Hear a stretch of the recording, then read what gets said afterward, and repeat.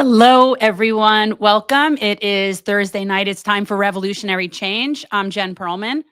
I'm Peter Hager, and I'm a little overdressed today. You know, I said the same thing. You look a little fancy. You look a little fancy. Well, it's been a business day, so I did have a sport jacket on, but I don't want to torture myself sitting here. Okay, before we get started, Colin, for the love of me, I cannot find where there's a link on our YouTube page to put into Patreon. So if you would email me a link, then I could easily do it. That would help. I'm so challenged. Oh, you are. I know.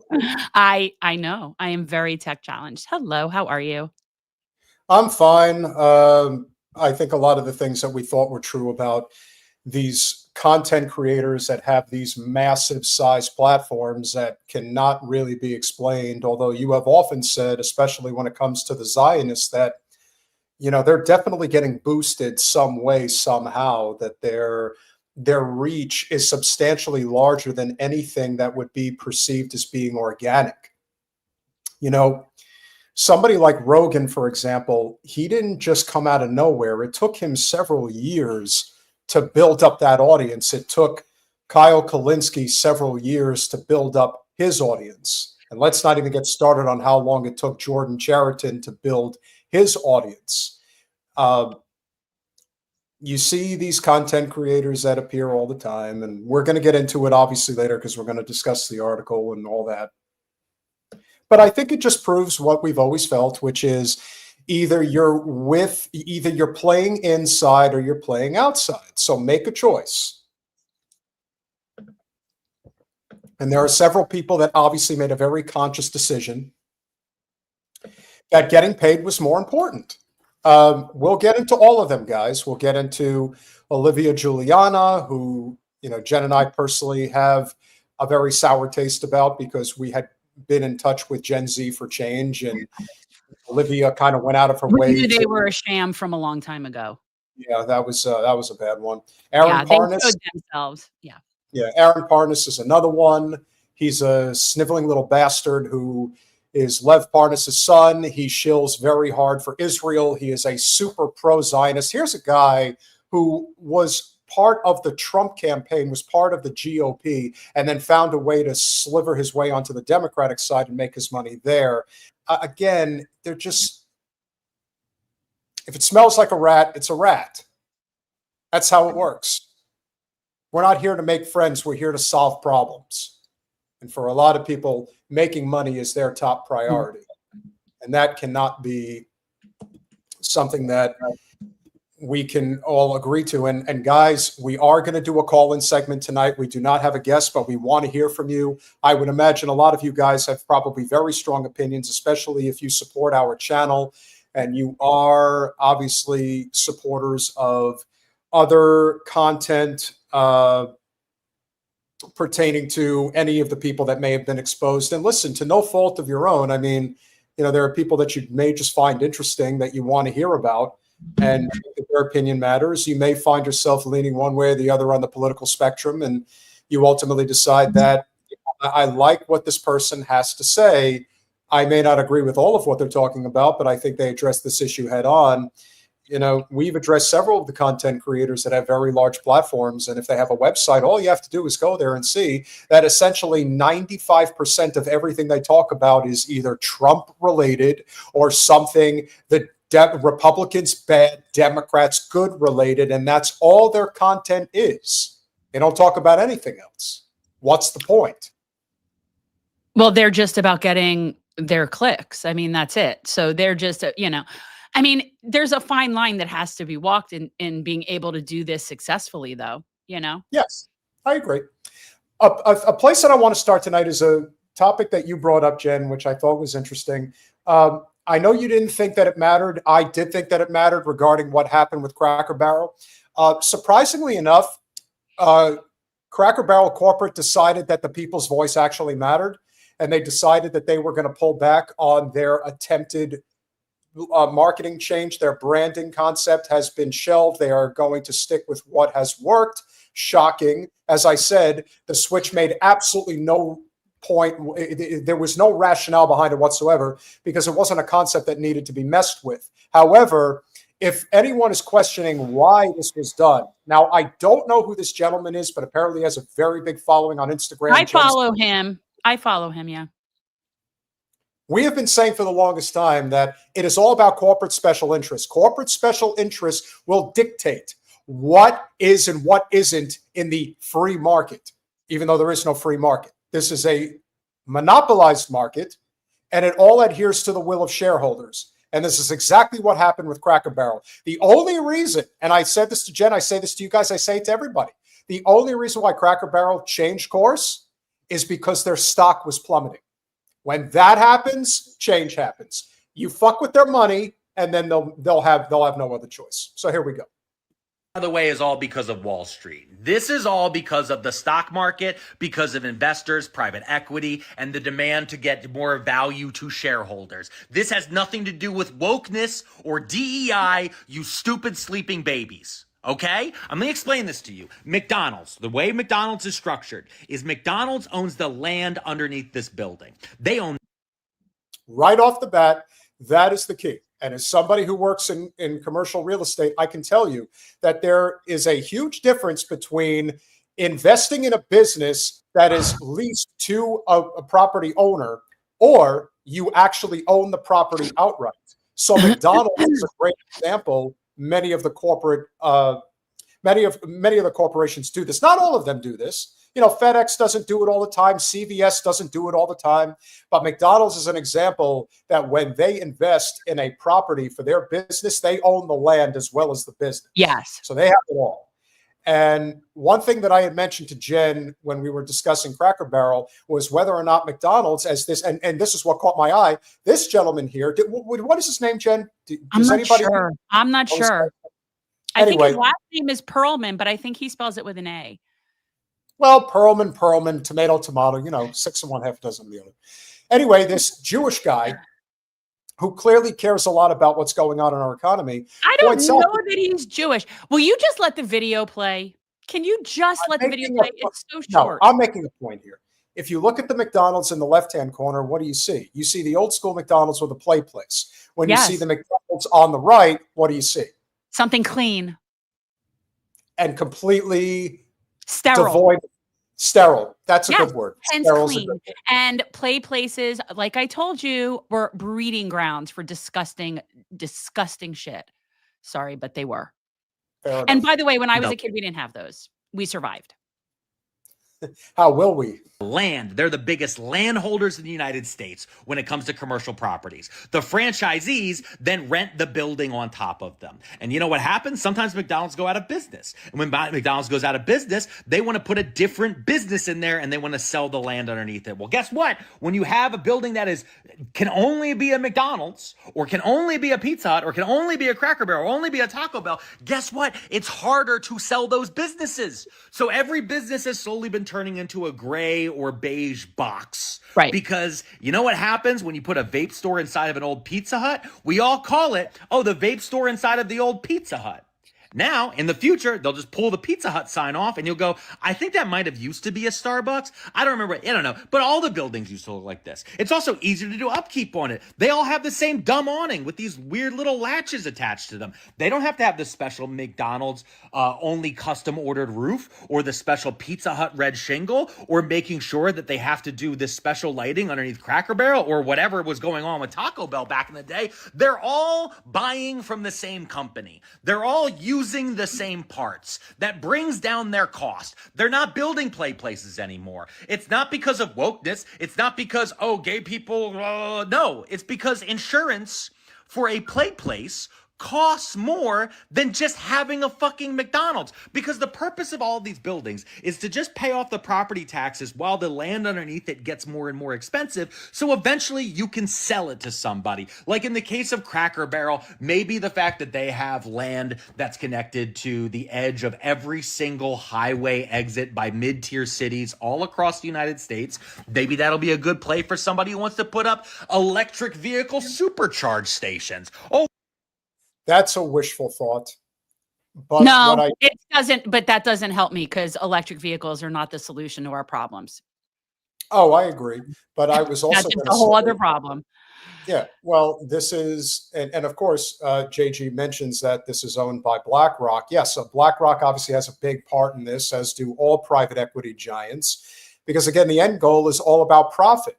Now, you can argue that retail space, it doesn't really matter. I would beg to differ because it affects the ability for small businesses to succeed. But then you also have to wonder, why is it that so many homes that are constructed today have absolutely no character? They're all cookie cutter. They all look the same. There is nothing unique about them. It's because for the builders, their goal is to maximize profits, to hell with whether or not the customer is satisfied with their property. They have a place to live, fine. But in terms of it having any real character, the best you can hope for if you have some money to spend is you could buy a home in a community that has maybe 3 or 4 different styles of that particular home. They're all the same, but they have a few different shapes, the color schemes, everything. It's all the same. And that is the decimation of what is considered any type of character, which, Jen, you've been to Europe. You know that when you go there, there is a certain appreciation for architecture, for just different structures in society that we do not value. I mean, I'm not even saying that we don't necessarily value it, but those that make the rules, they don't value it at all. Yeah, I mean, there's no real care about character. That's one of the reasons I need to get out of South Florida. I am sick of strip malls. I am sick of buildings that look all this. I'm sick of this. Like, I feel like it's just more and more square buildings of concrete and more traffic, and that's all it is. So, yeah, I don't like any of those. See, in fact, all of those things, what they all have in common is they represent the downfall of Western civilization. Continue. Look how they're all conveniently right here off the highway, and we have robots that can serve everybody $12 hot dogs. I don't know. I'm just spitballing here. But none of this has to do with wokeness, DEI, LGBT, black people, immigrants. None of that shit was caused by this. This was completely caused by Excel spreadsheets and people going, if we do less, we can cash out with more. And that's the American dream, to do fuck all and to cash out with a lot more money. Okay? Yeah. So when everybody was letting it get all their little panties in a bunch for it having to do with wokeness, and I was very adamant that no, but yet pearl clutching commenced. So now they're going to keep it, but who's to say that part of the strategy wasn't just to whole shake things up and have people talking about them? Because when was the last time we were all talking about Cracker Barrel? No, I do. Normally I would agree, but at the end of the day, they have suffered mightily economically. Their stock was I don't want to say it was free falling, but it was definitely hurting. Yeah. And the only language that corporate oligarchs understand is money. That's it. Well, right. It wasn't an LGBTQ or a black issue. This wasn't a woke thing. It was, they made a calculated error and then revamped it. It's really that simple, based on money. Yes, but who's to say that they're not going to suffer as a result of it, that you pissed off a lot of customers? However, what was pointed out, which is That's also business. very cool. Yeah. But again, is that going to change the fortunes of those that are working there? Are they all of a sudden going to get paid a higher wage? Is the quality of food all of a sudden going to improve? And not that I don't think the quality of food is necessarily bad, but But I will say that those are the issues that we would be talking about if we didn't live in the bizarro world, right?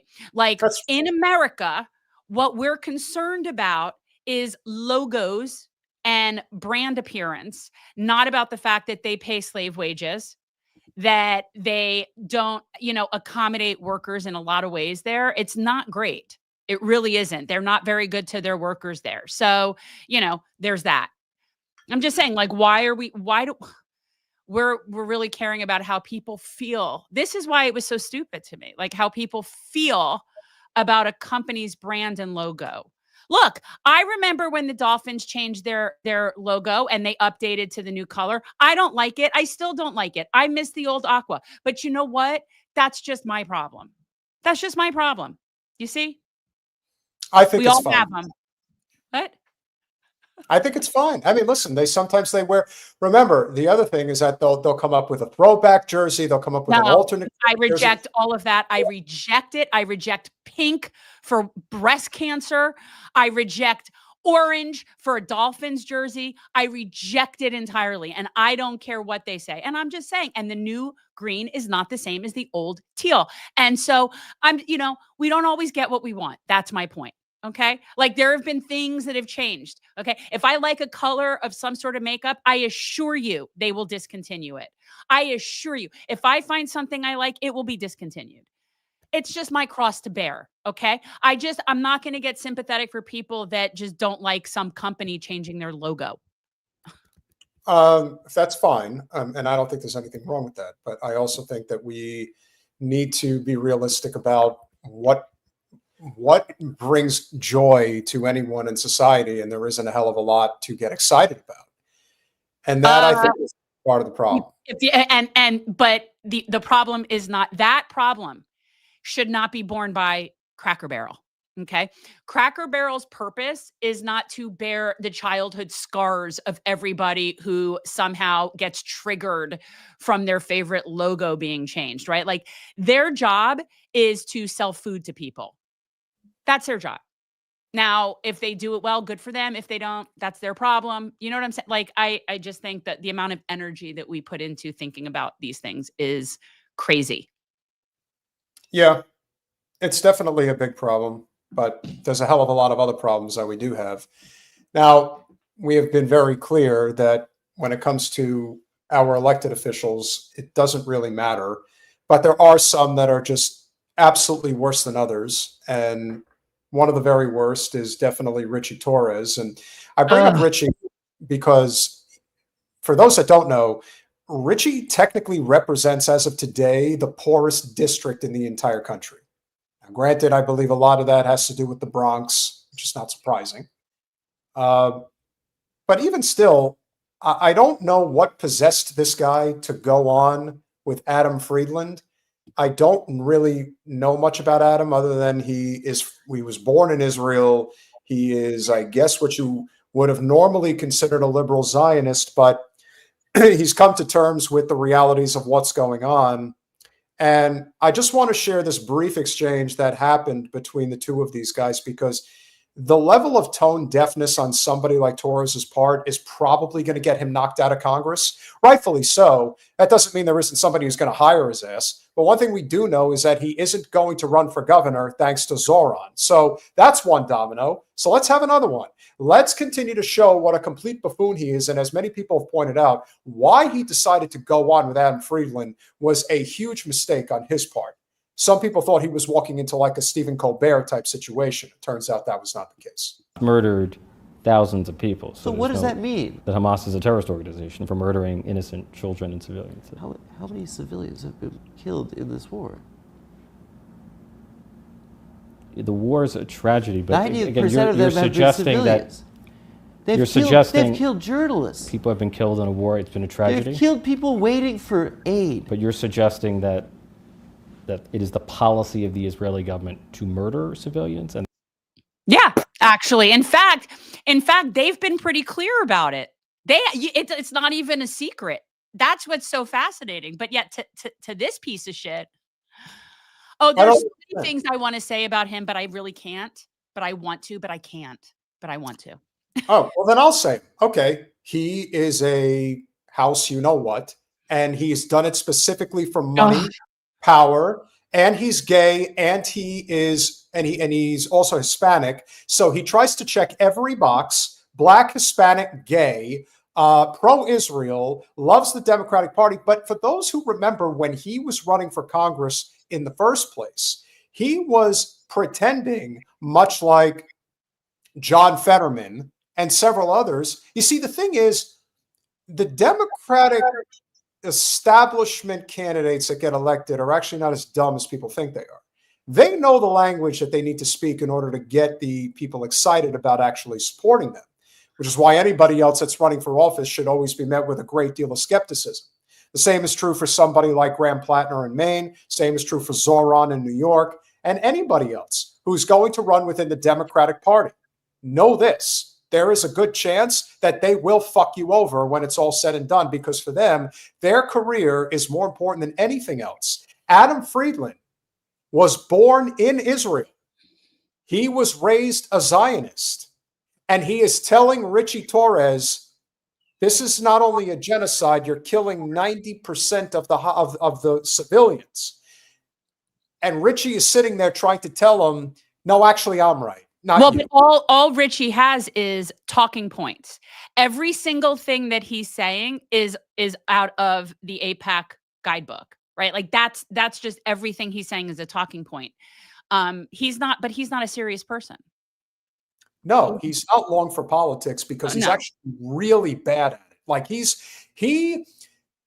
there are a lot of things that you can say about Gavin Newsom, and Gavin Newsom is 1,000% in favor of Israel. There's lots of documentation to back that up.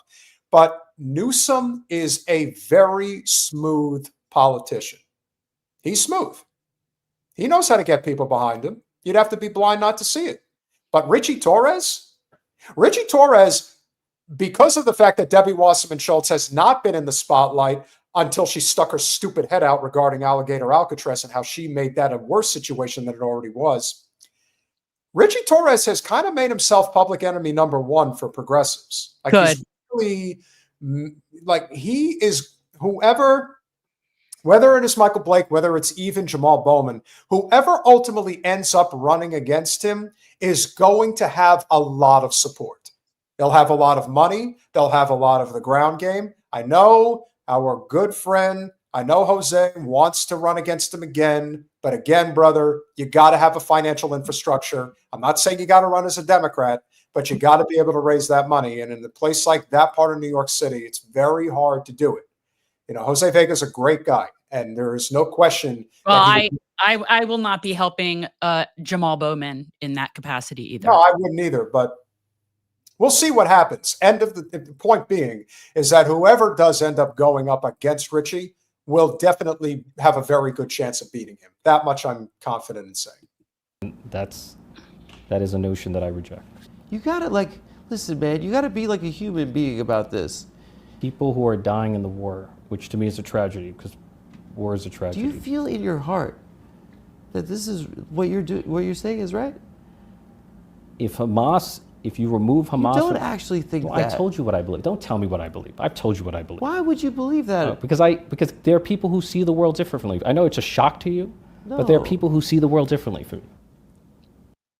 Clearly, Ritchie got heated, and he got a little feisty there, Jen. He definitely didn't like getting pushed.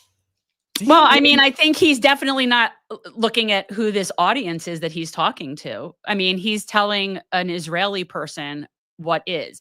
That's like it's the reverse of caucasity. Well, I don't know what I would call it, but it's basically like he's just so out of line and so out of his element, and you could tell it makes him uncomfortable. He'll never do another one of these interviews again, I could assure you, or anything that even reminds him of this. But he will regret this for a long time. Well, it also has to make you think that we're heading for a situation where the establishment really is in a lot of trouble, especially on the Democratic side. Because if there's one thing we know about conservative politics is they've evolved. We've always said that the GOP and just conservative politics in general, they always evolve.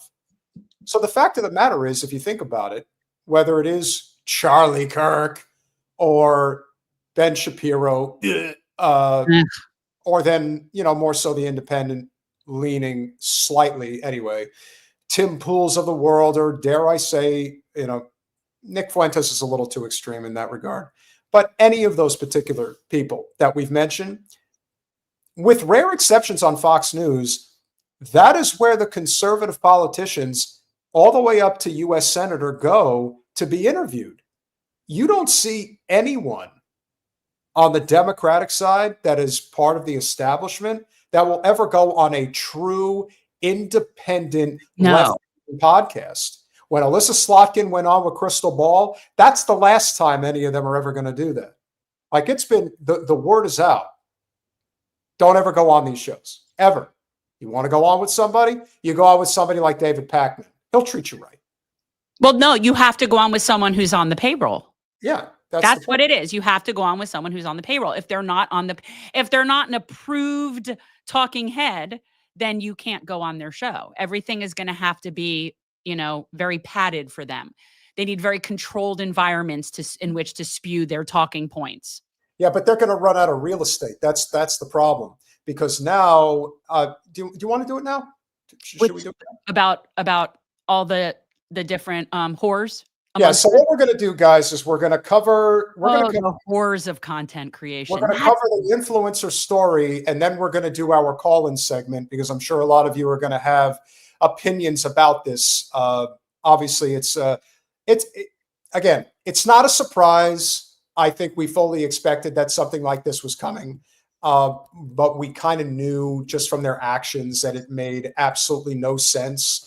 Their actions spoke for themselves. There are so many influencers here. Colin, I assume you got my message. But we're going to show you now, just to get things started. And this is going to be from the New York Post, but I'm going to send you an article from Wired.com. Our old friend John Holder, who used to work for Mr. Pacman, now works for Current Affairs. With you know what, though? No, he used to work for us. He was our original producer. Yes, we had him first. We had him first. And then he went to Pacman, and I think has regretted that. Well, I think people go in.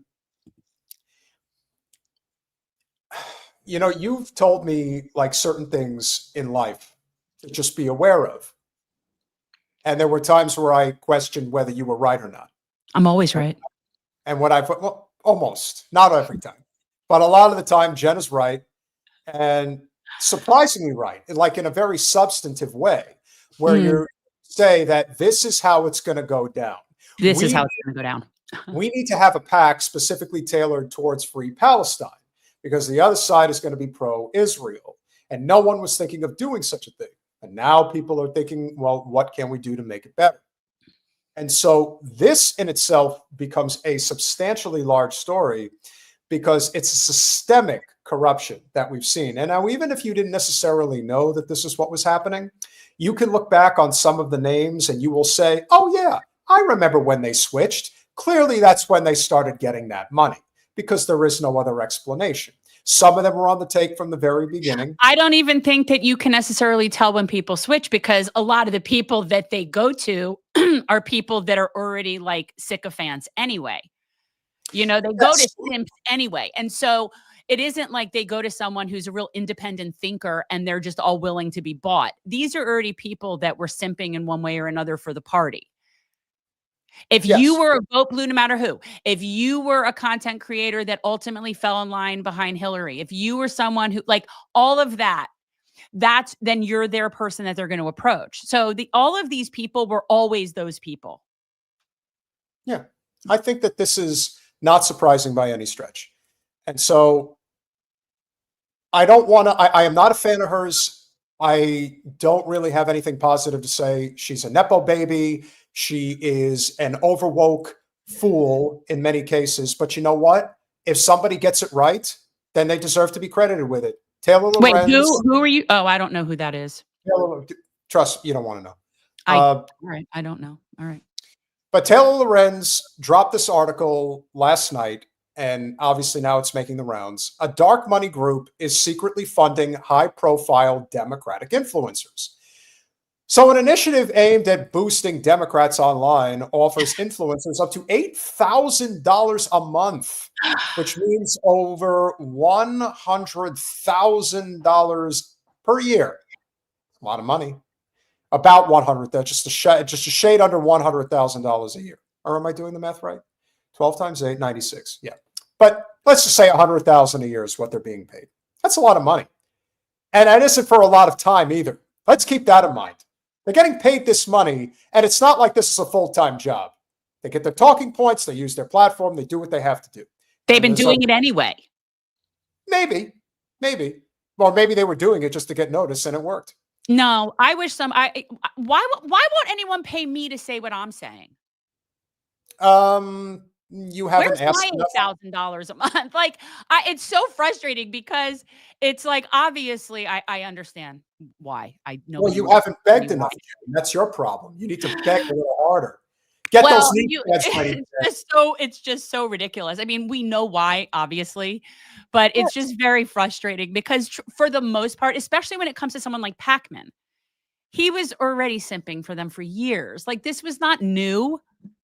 No, but he wants money.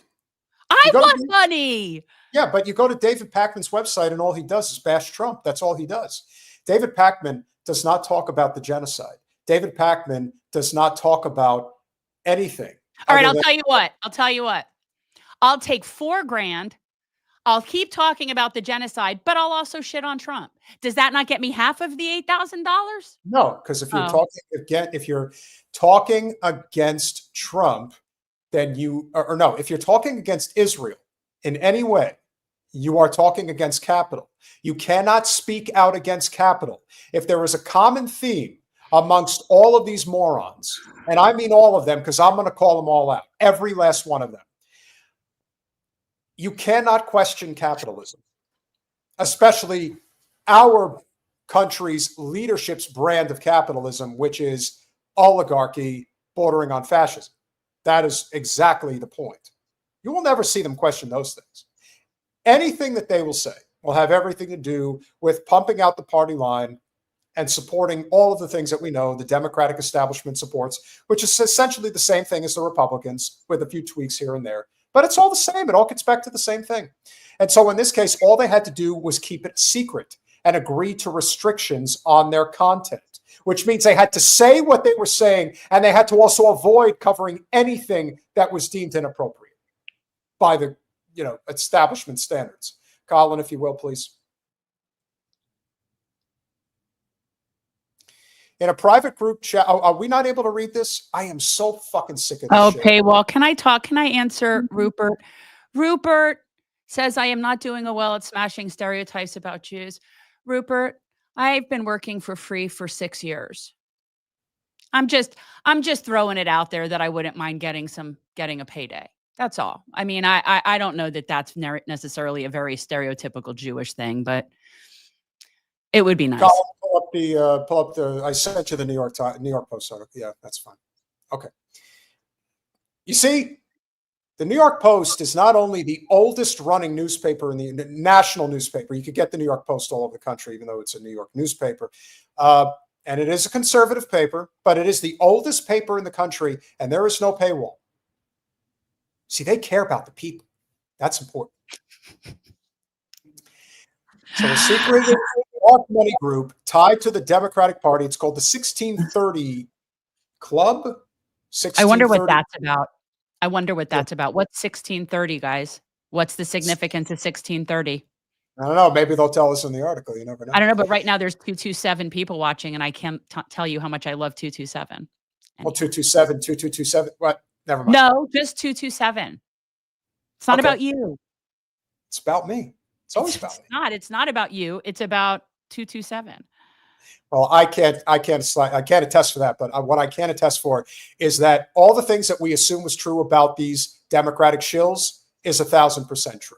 A secretive dark money group tied to the Democratic Party is paying online influencers up to $8,000 a month to disseminate left-leaning talking points. Again, I wouldn't even call them left-leaning talking points. I know that this is the New York Post writing this, but I would absolutely not under any circumstances call it that. Well, what are the talking points? Do we know what specific talking points that they're referring to?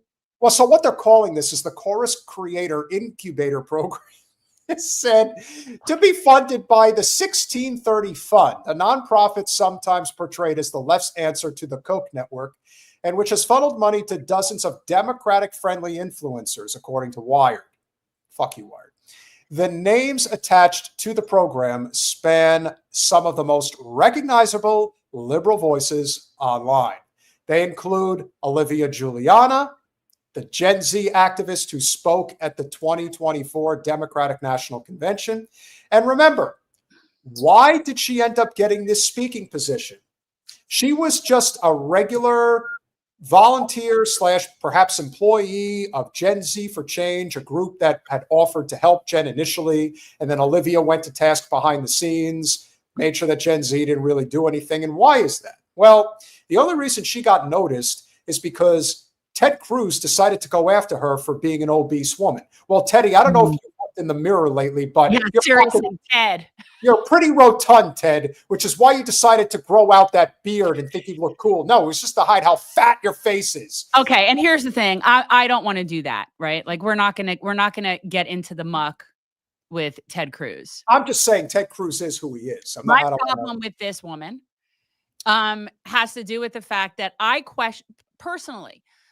question anybody of that generation, your Gen Z generation, right? I question anybody in that generation that was excited about hanging out with Joe Biden. If you are that age and that was something that was exciting to you, there's something wrong there. There's something wrong there.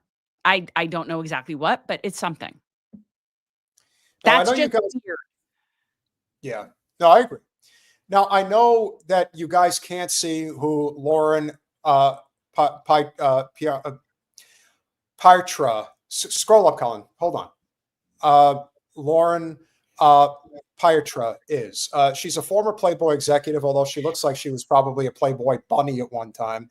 Turned Occupy Democrats YouTuber. Again, this is, let me see if I could even get her picture to, because we don't need to pull it up. We're reading the article. No, we don't. But this is, yeah, she looks like a Barbie. So she looks like somebody that could easily have been doing this with the GOP, but she found a lane to do it with the Democrats. That's pretty much it. So she's DNC Barbie instead of GOP Barbie. Okay. Yeah, I would say that's correct. And Barrett Adair, the content creator who runs a viral American Girl doll-themed meme account. I can't even. So that's a picture of Olivia Juliana.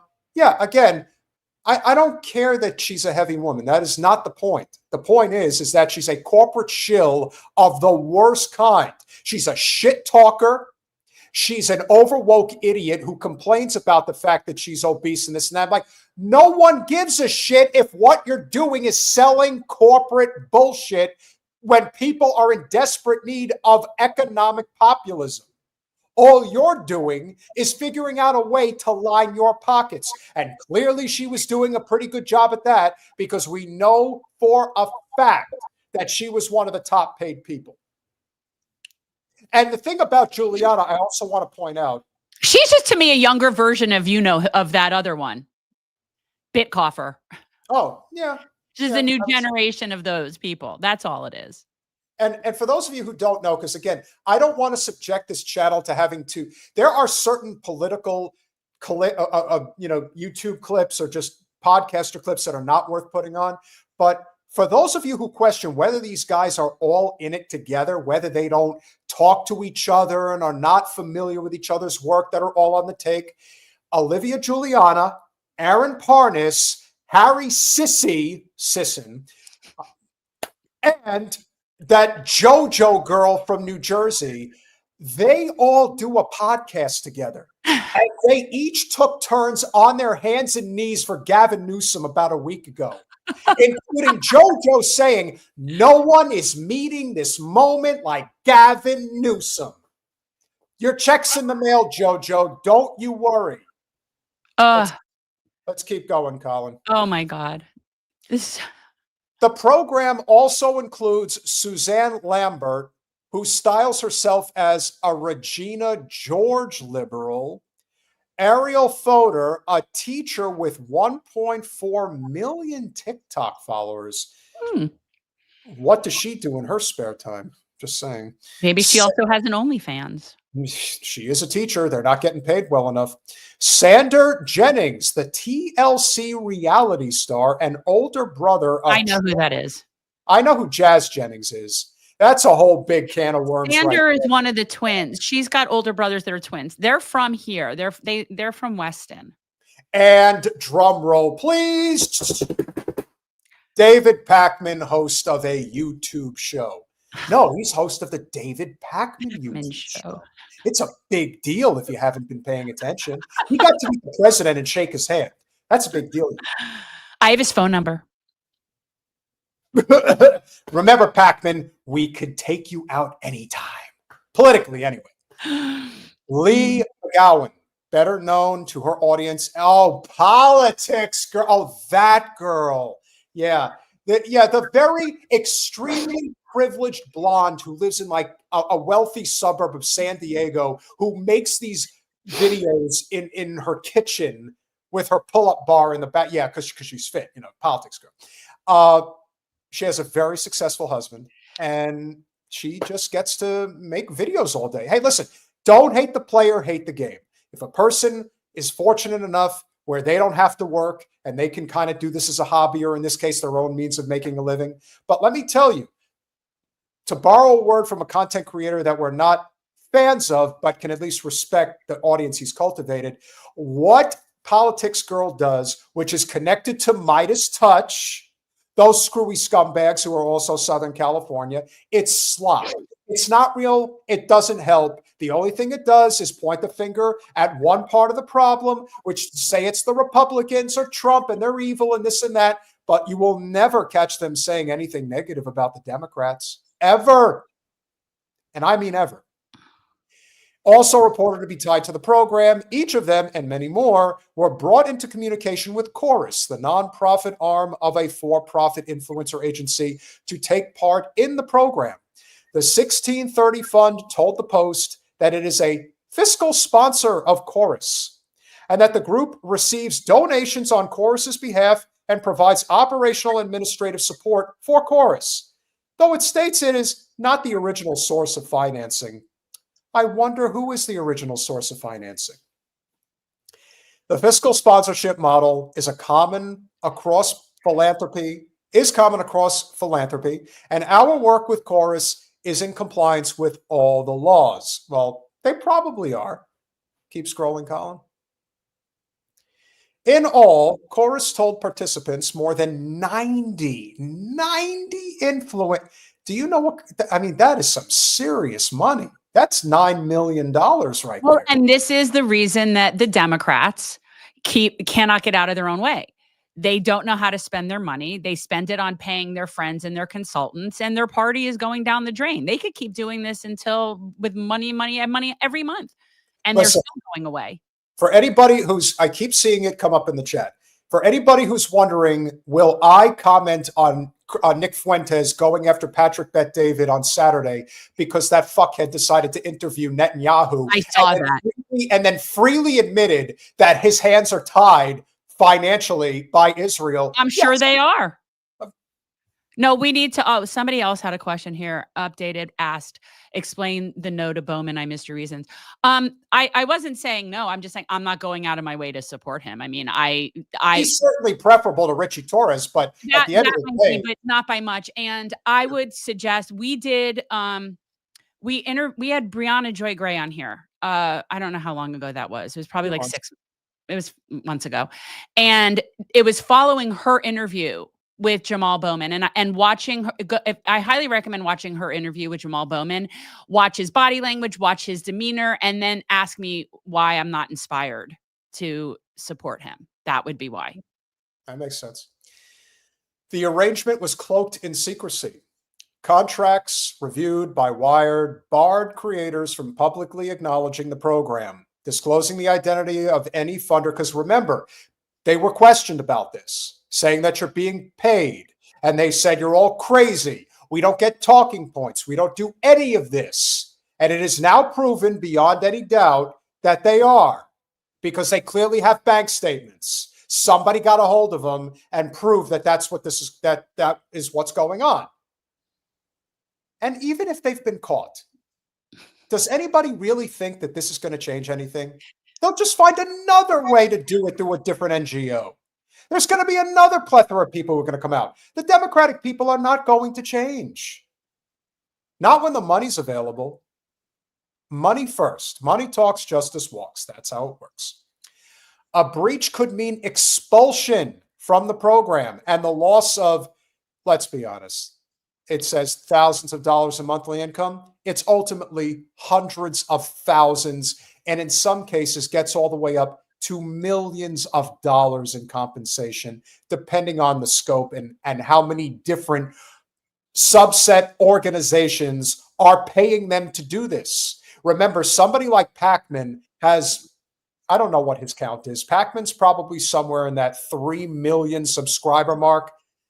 I mean, you have to imagine that Pacman is probably in that neighborhood of what the Benny Johnsons and Tim Pools are doing. Like, he's getting probably somewhere in that 100,000 a month range. Like, you have to believe it's got to be somewhere in that area. Well, he apparently wants another $8,000. So there you go. Oh, remember when he did that fucking video about losing a few patrons? It was the end of the world. A guy with 3 million subscribers makes a video about losing some Patreons. That's a demented person, as far as I'm concerned. He's probably a hoarder too. He's like one of those people who can't throw anything away. One clause reportedly gave Chorus unilateral authority to demand creators take down content produced at its events.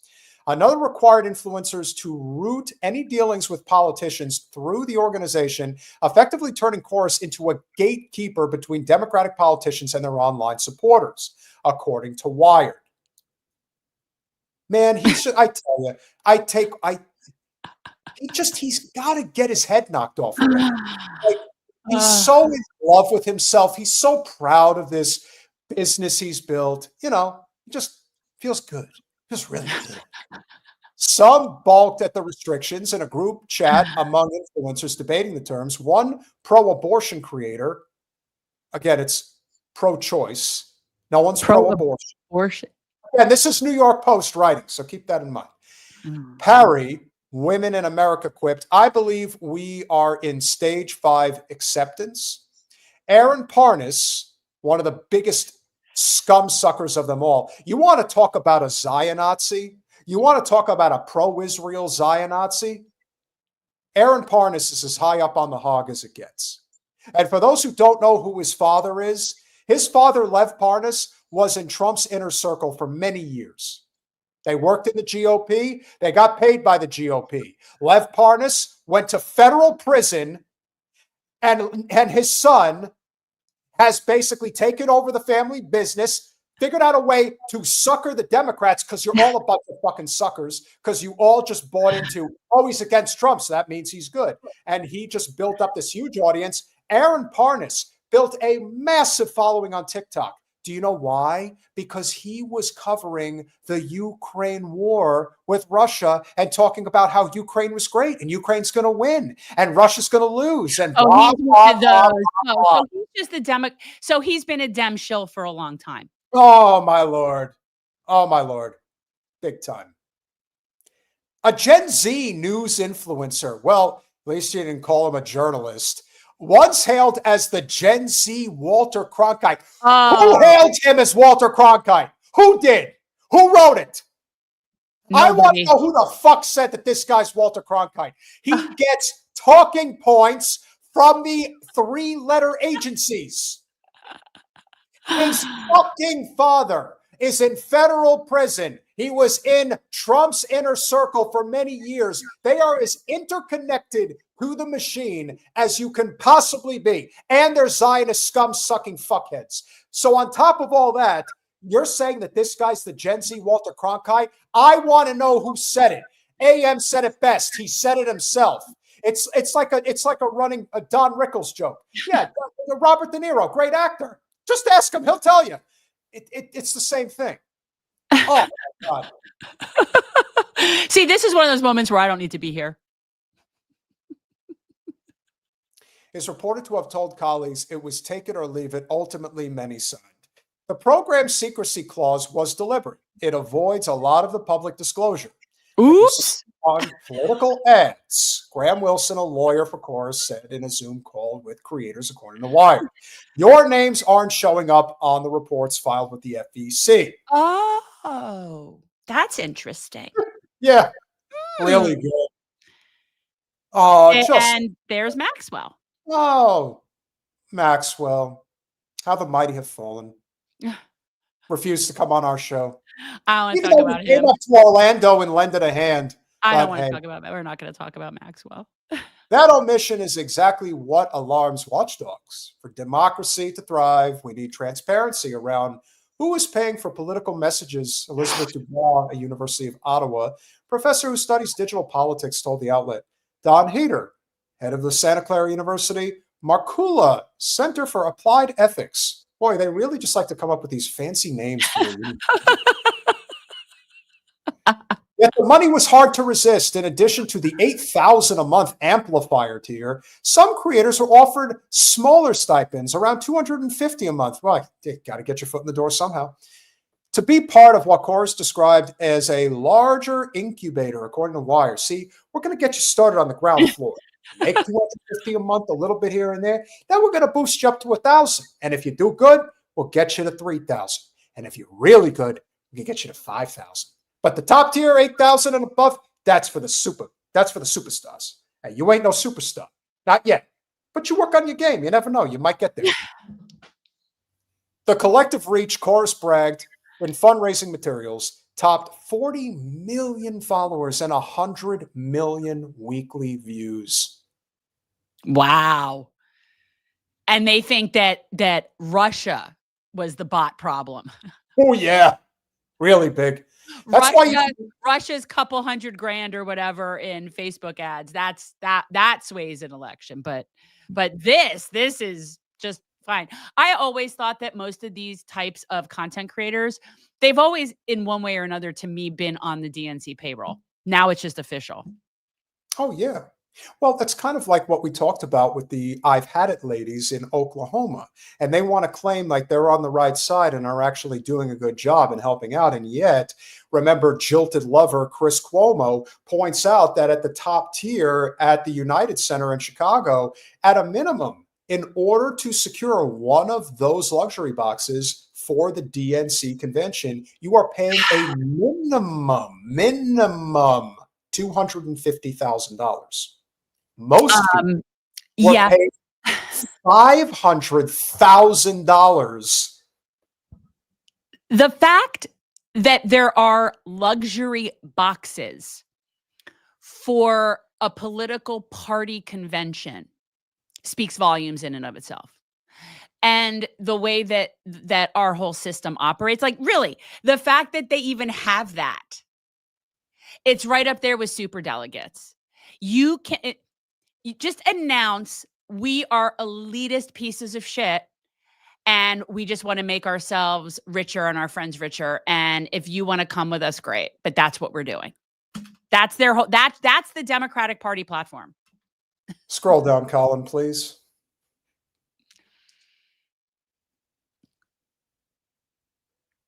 Already the cohort that produced collaborative content, a new weekly series, Good News in Politics, featured 6 influencers, including, do you remember Eliza Orleans, the lady who ran in San Francisco? She ran for I think she was running for state attorney, if I remember correctly.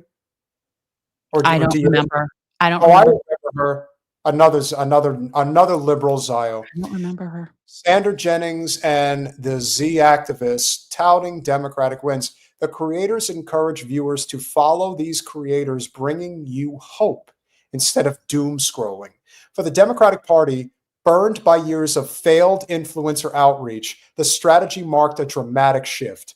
After the Biden White House froze out critical creators and the Harris campaign alienated others, the party is now mimicking tactics long used by Republicans, who have spent decades cultivating a sprawling conservative media ecosystem.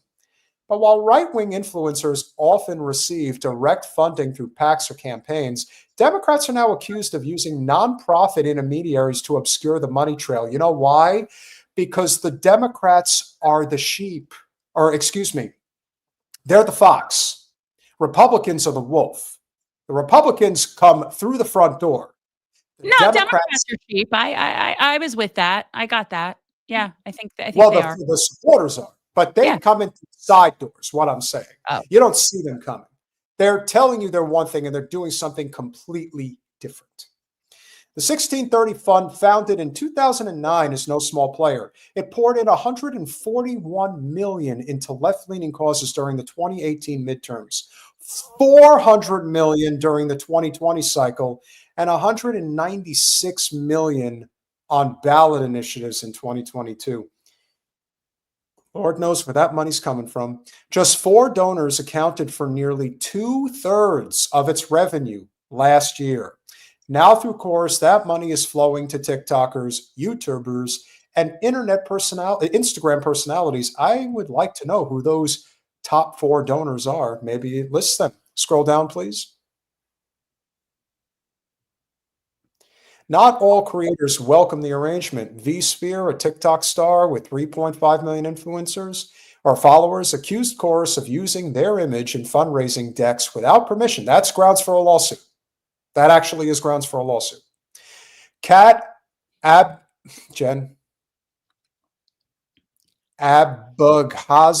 Abagazla? Yeah, I'll go with that. No, Abagazala. Abagazala. Abracadabra. Abagazala. Cat Abracadabra, a progressive YouTuber, now running for Congress, told Wired that she too was featured on Chorus materials without consent. What we need is investment in independent media, not another middleman.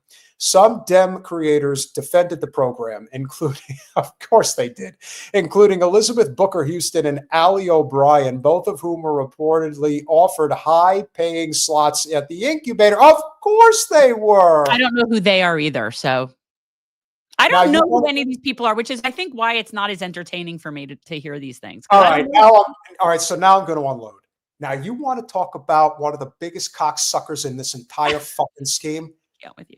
Keith Edwards, who has been a Nikki Fried shill, who was paid top dollar by her to say disparaging shit against people like Anna Eskamani. That's who this fucker is. That's who he is. He has a big platform. He has a lot of money, and he is a whore, a big fucking whore if there ever was one. Well, he's not liking this deal. Apparently, they didn't offer it to him, so now he doesn't like it. Yeah, well, of course, because again, they're not getting enough. They're not getting enough skin. For them, they think they're worth more, so they're going to go out and get more. That's what they do. So while he may say that, Okay, he's going to do something completely different. The poster sought comment from the influencers named in the article, as well as from 1630 Fund. Yes, I've received compensation to supplement years of previously unpaid. Okay, so that's your excuse. I wasn't paid. That's politics, girl. Emily's List. That tells you all you need to know. seriously. The fund supports content creation, sustainability, while maintaining zero ownership, editorial control, or messaging input. They have no approval process, no deliverable requirements, and no review or oversight of what I create.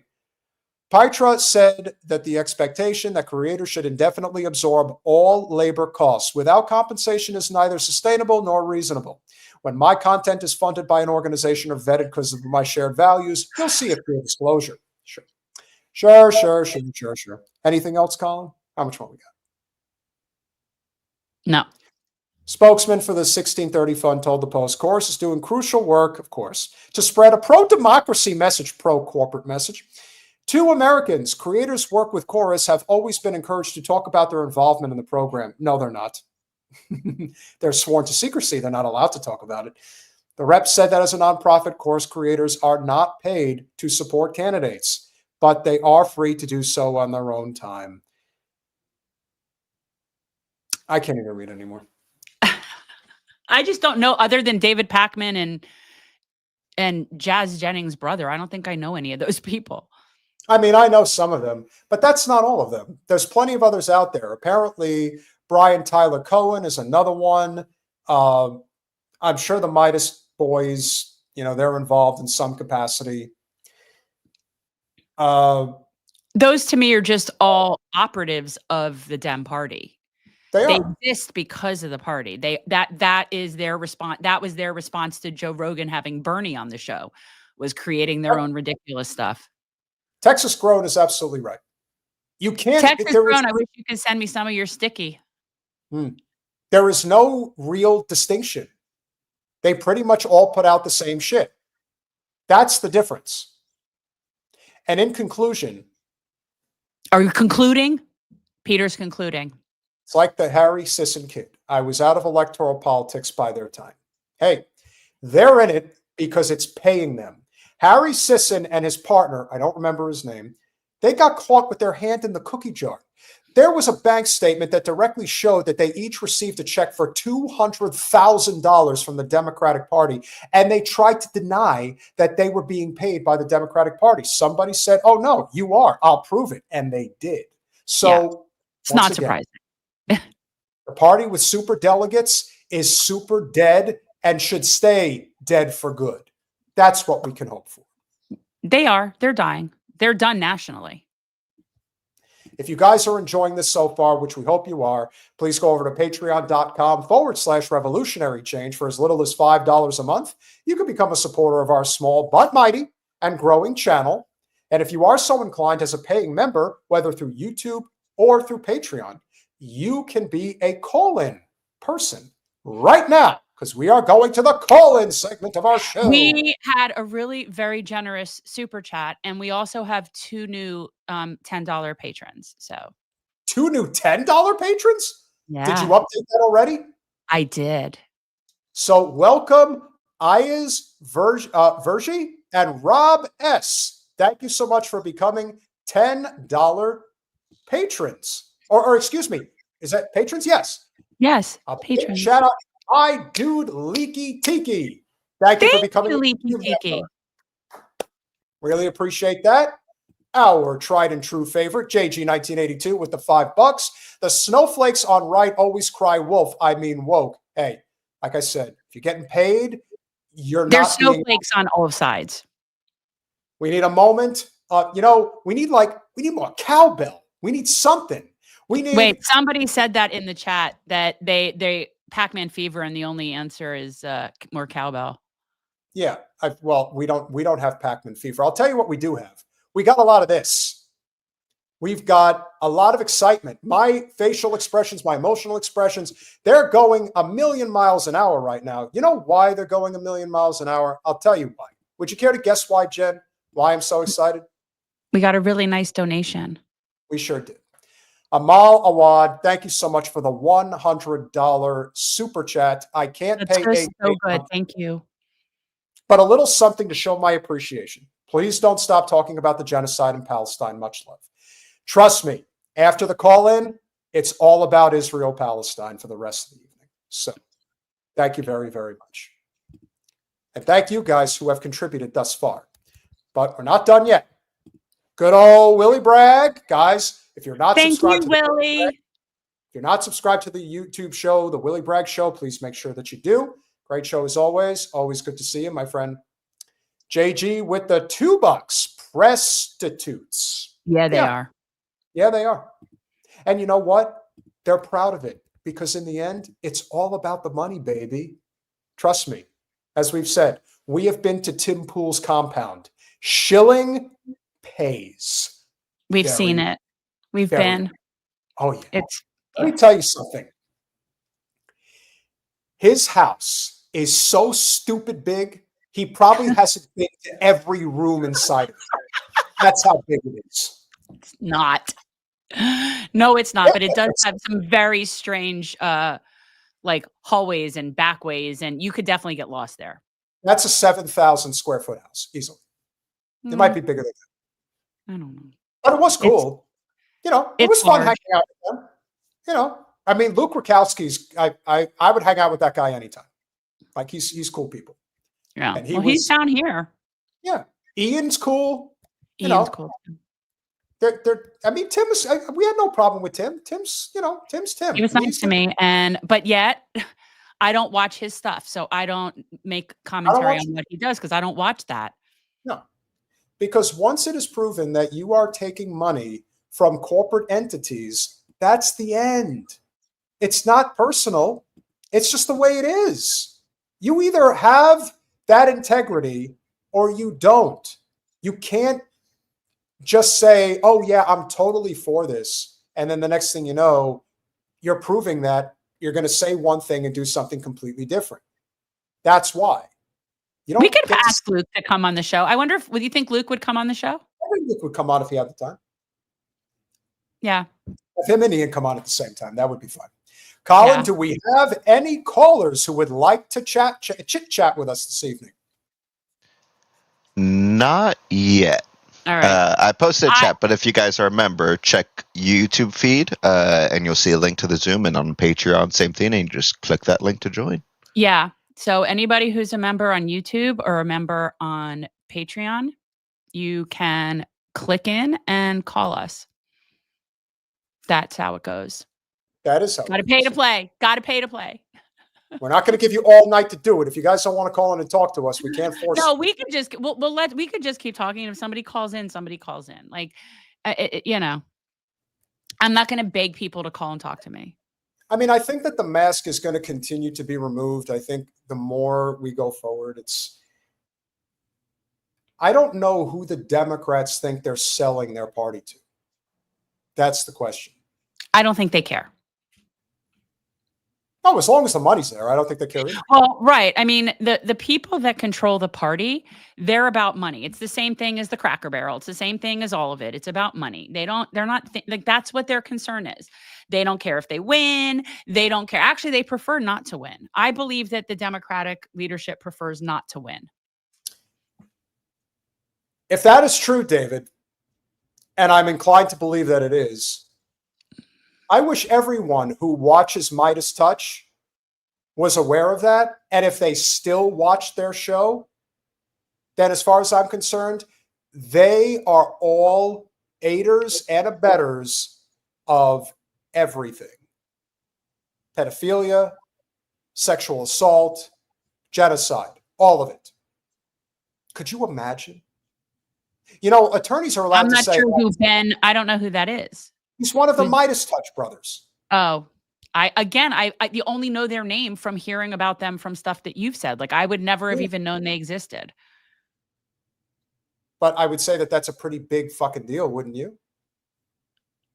Well, no, again, it's a very small club that I don't want to be a part of. They all know each other. Especially, you want to start, let me tell you something.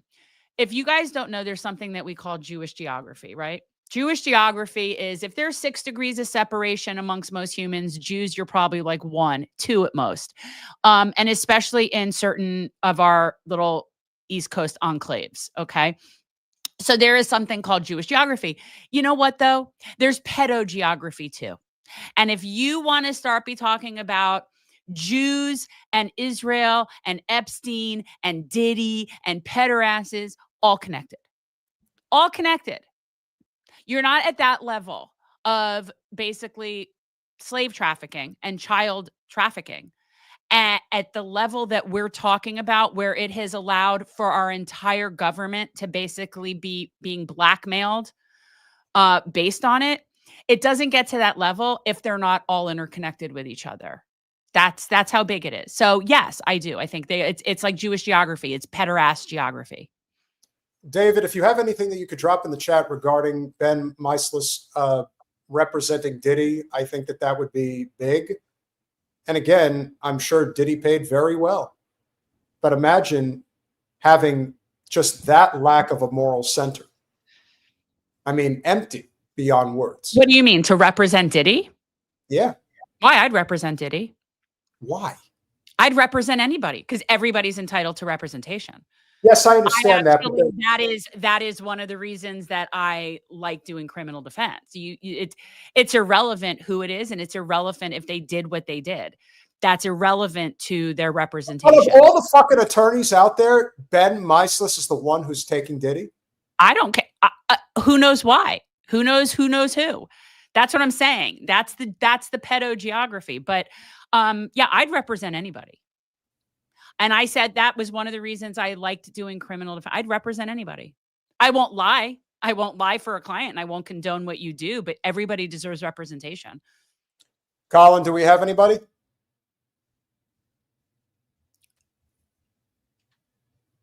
Doesn't look like it. All right, so no call in this evening. We will move on, but that's okay. We didn't preempt anybody that we were going to be doing this, but we will continue. I want people— Touche, Muhammad. No, he got me. No, I would not. Good. See? Eat that, Jay. Touche, Muhammad. Thank you. Not everybody is entitled to a defense. When you're so damn guilty, even that is not possible. I want people to realize that there there is an influence culture. If you think the influencers in the United States are bad, and we've got plenty of them, how about the ones that are either in the United States or Israel, and they are shilling for Israel? Now, I want to point this out. For those of you who are familiar with the Free Press, we brought this up. This is Bari Weiss's organization that is billionaire Zio funded and are apparently going to have a seat at the head table at CBS, a failing news organization, which will fail harder, but, you know, she'll get paid. She'll get her 100 million or whatever the fuck it is that's going to come from it. But one of the people that apparently works for the Free Press, her name is Maya Culkin, and is a very proud Zio. And I want you to hear the bullshit that comes out of, bless you, and the BS that comes out of her mouth when it comes to this issue, because it's pretty pathetic. After Wesley LePatner was murdered in the lobby of her office building, people online were celebrating her death. Wesley was a very high-ranking real estate executive at Blackstone. She was the CEO of Blackstone. And she has probably caused countless people to be dead as a result of lack of housing in this country. See, what Blackstone does, ladies and gentlemen, is they go into communities, they buy up the real estate, in many cases single-family homes, they turn everybody into renters, and they not allow anybody to build any type of equity. And when you can't do that, you don't really have an opportunity to build a nest egg. And by that measure, you end up in a death spiral in many cases. When you think about the worst multinational corporations in the world, Blackstone is right up there. Do you disagree? No, I think that, you know, I support Mangione monetary theory. And she was a client of Mangione monetary theory. That's what happened. Not surprising, though. Not even, a few hours after her identity was confirmed by her employer, people on Reddit, on X, on Instagram were posting saying that she had it coming, that it was karma, and that they are surprised that more things like this have not happened. When you live a privileged, charmed life like this Maya Culkin clearly does in her Zio enclave, you do not understand that people are ready for blood to be spilled in the streets because people can't afford to live. Would you expect anything less? I know I wouldn't. Are you a part of this topic or not, Jen? I'm responding to somebody in the chat right now. And I know you're talking about something about her or Bari Weiss's network, or I'm not sure. All right, finish what you're Are doing. you testing me at the end? Is there a quiz? No, we're trying to have a conversation here with the audience, and you're getting distracted. Well, I am distracted because I'm having conversation too. All right. I had kind of an inkling that the online reaction would look something like this. And that's because, right after Luigi Mangione murdered the CEO of United Healthcare, Brian Thompson, people online were celebrating. Some of the people that I spoke to justified her murder by saying that she is not really a person, but instead a symbol of unaffordable housing. But she is.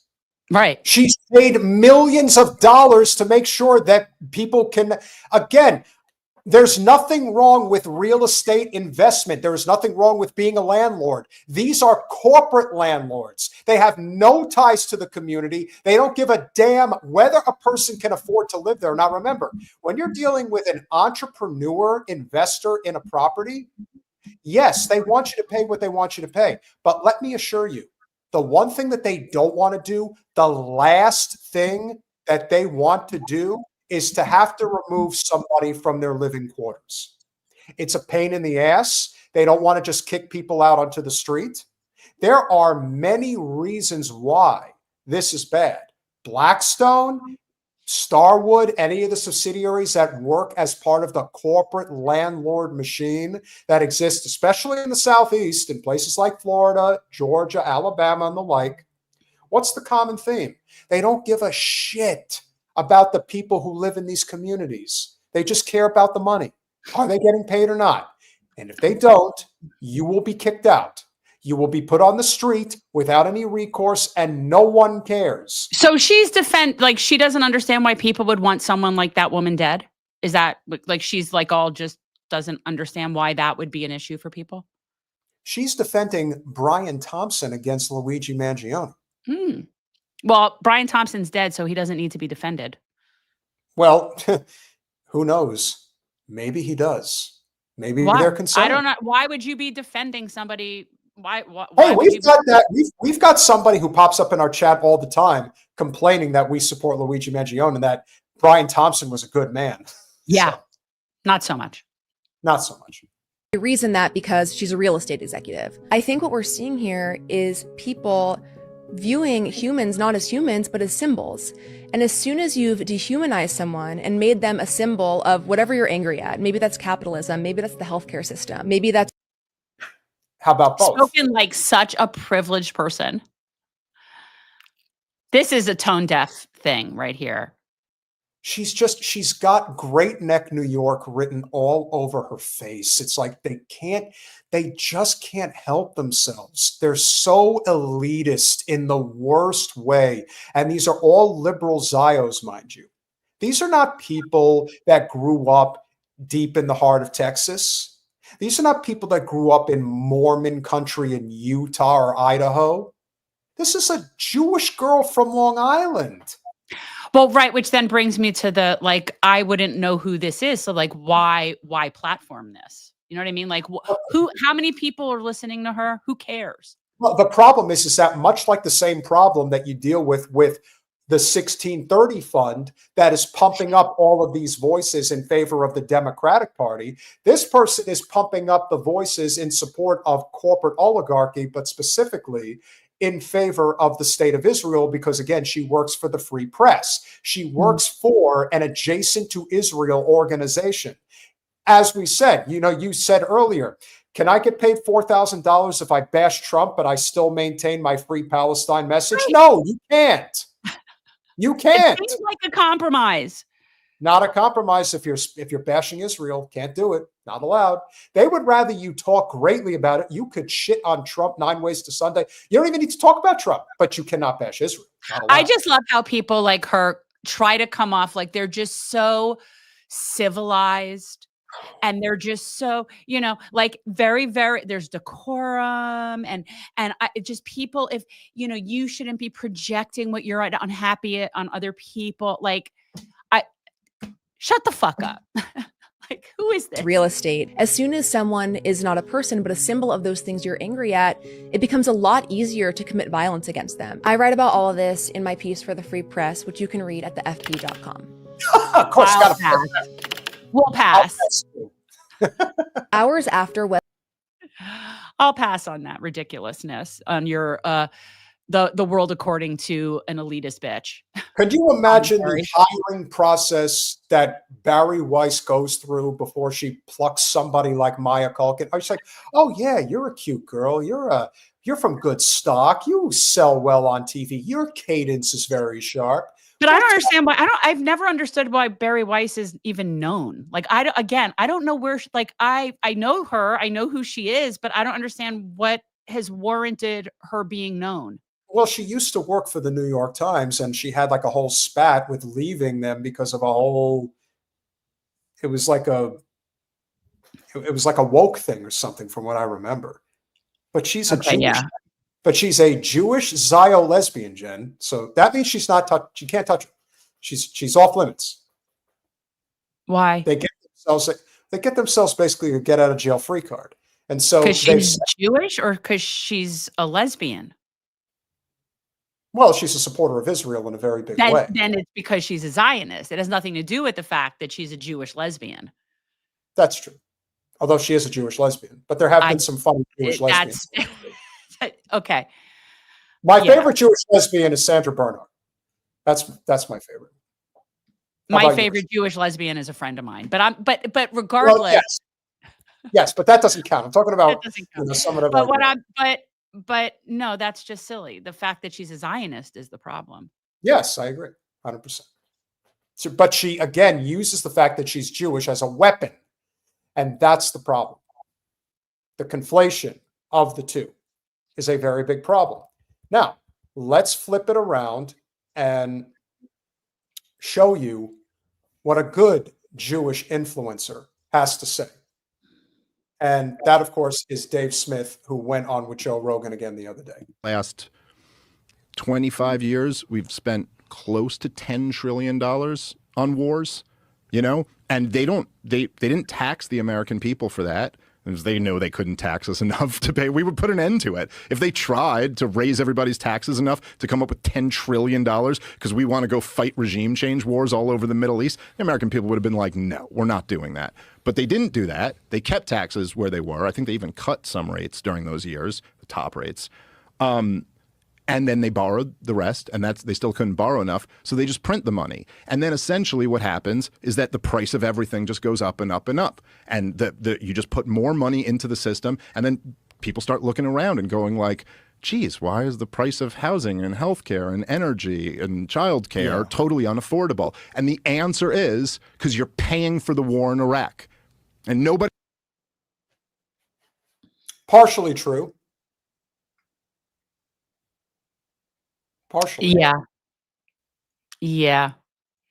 It is, but I don't feel comfortable discussing modern monetary theory without Steve here in this regard, because I don't understand it all well enough. But he's definitely getting to the same point, is that we're wasting all of our resources on war. We are. Yes. And that is a huge part of it. And I agree that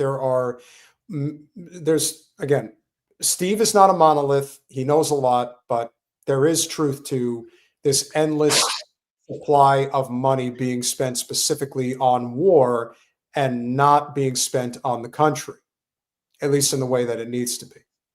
Nobody thinks about it like that, but that's really what's going on. They can't. So for all the young people who are coming out of college now, and they're like, I'm 150 grand in debt. I have a gender studies major degree or whatever, you know, maybe something better than that, but they got an English degree or something, and they're working at DoorDash, and the average house is going for 600 grand. And they're like, what am I possibly going to do? It's like the reason why these kids are all demanding socialism, at least on the left, is because, like, what else are you going to do? Like, how do you even... But the reason why that is the case is because your government decided to spend trillions of dollars on blowing up brown countries, and in some cases then rebuilding them to blow them up again. I mean, this is the actual cost of the thing. And I feel like it's almost nobody outside of like the Ron Paul libertarians, the Austrian economics guys, almost nobody else ever makes this connection.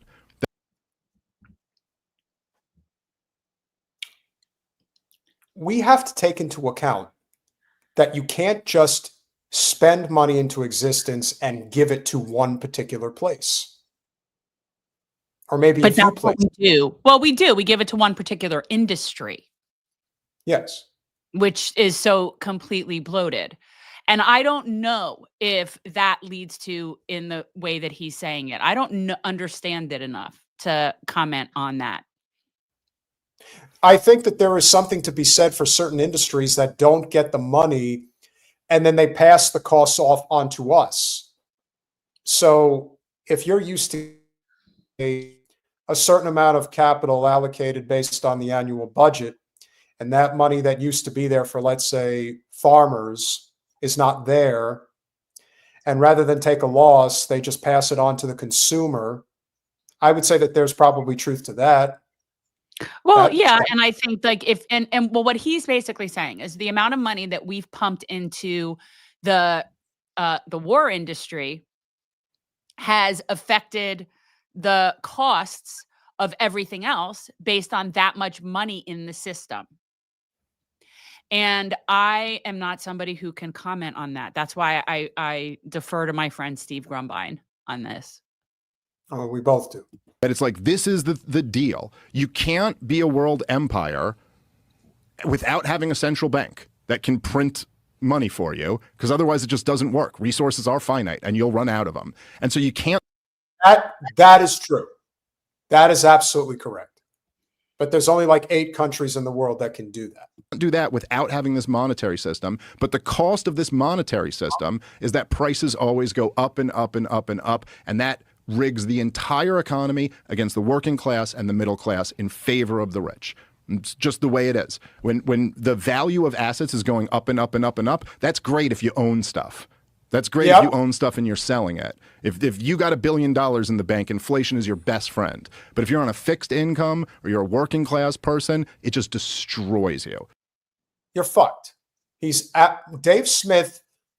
He's not right about everything, but he's right about a lot of things, and he's right about this.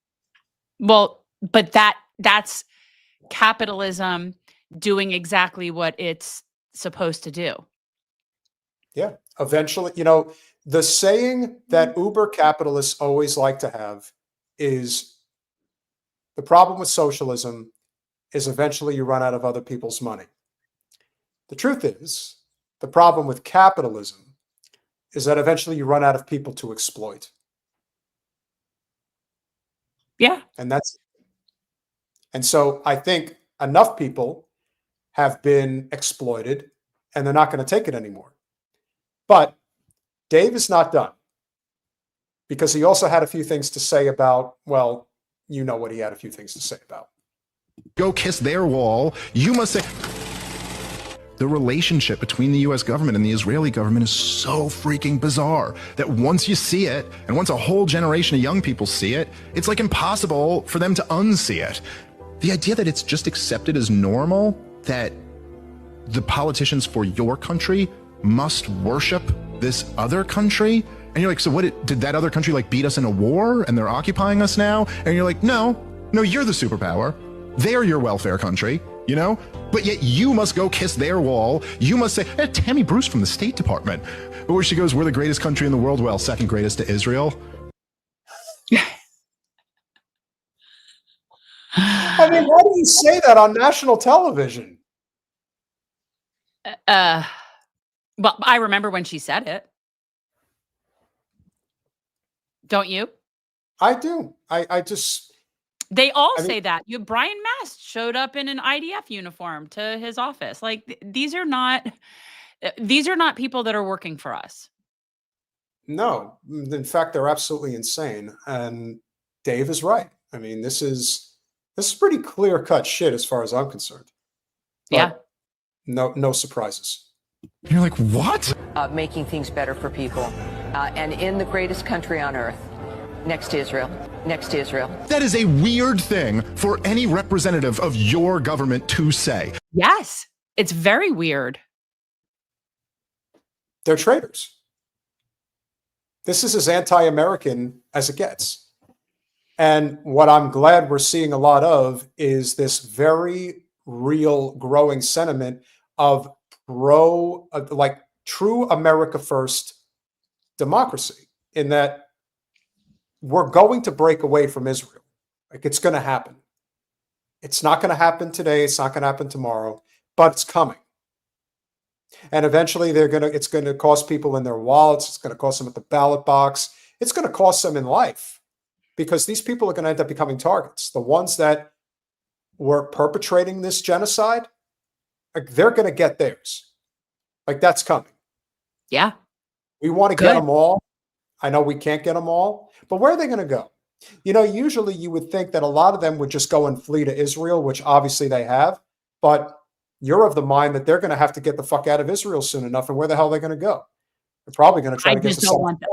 Well, that's one of the reasons I need to get out of South Florida, is with the infestation. But, I just saw that there has been huge amounts, like families, like chartered a whole plane to go over to Israel, to go live in Israel. Yes. Now? Yes. Yes. They just brought in this whole plane full of people to come and be settlers there. Yep. And people bring their kids. They're bringing their whole families. I want people to see just how psychotic these people are. This isn't a certain level of psychosis. This is, The Hague is not enough punishment. The gallows are not enough punishment. When they talk about the wrongs that they perceive, this is, Hitler can't blush. Mao can't blush. Stalin can't blush. This is inhuman psyche, mindset on these people's part. They have no empathy. They have no recourse. They are irredeemable psychopathic animals. Yeah. So where are they going to go? I don't know. Where is this girl gonna go? אז ראיתי שביבי נתניהו ביקש סליחה. אז אני רוצה להגיד תודה לחיילים שלנו שפוצצתם את הבית חולים. ככה עושים, ככה נלחמים. אין עליכם בעולם. שתדעו לכם, וואלה, רוב עם ישראל שולח לכם נשיקות וחיבוקים ואומר לכם תודה ענקית. כי אנחנו רוצים לכבוש ואנחנו רוצים לנצח ואנחנו רוצים להיות אסטרטגיים וחסרי רחמים מול האויב שלנו. אנחנו רוצים להתיישב בעזה ובזכות חיילים כמו... We want to settle in Gaza, and thanks to soldiers like you, we will make it happen. The second that the United States is not funding this is the second that women like her are going to be dragged into the street and shot in the back of the head, because that's what's coming. They are so convinced that we will not pull back from supporting them. They have no reason to not think that. We've given them every look. They've have complete impunity. They're doing what they're doing. Clearly, there's no recourse. So why would they think there would be? Well, not today, but soon. Not until we're done. Well, and this is why I cheer for BRICS. I mean, at the end of the day, Israel will cease to exist when we are no longer the world's hegemon. And right now, it looks like those two things are definitely on the horizon. So that's just the way it is. I just don't want this bitch to come live near me. I doubt that she, let me tell you, man. The next thing I know is she'll show up in my Pilates studio with the rest of them. I doubt it. She needs to go to an aerobics class. You have, see. עוד נעשה את זה. אשריכם ישראל. תודה רבה. תמשיכו לבצע את הפקודות האמיתיות שצריך לבצע. לא לשבור מצלמות, לשבור את האנשים. יאללה, חיים לחיים. בקרוב, בעזרת השם, נשב על אדמת עזה היהודית. No such thing. God, I tell you, their language is so ugly. It is. It sounds like I don't like the way, I don't like the way German sounds either. And so it just sounds angry and harsh. And so does it's not my favorite. Well, I prefer love languages. But their language, it sounds like they're trying to hawk something up out of their throat. It's like something stuck. They are. They are. Okay. Well, I'm just saying. Oh God, they're so. And you know what's even fun? I've pointed this out before. All right, make her go away.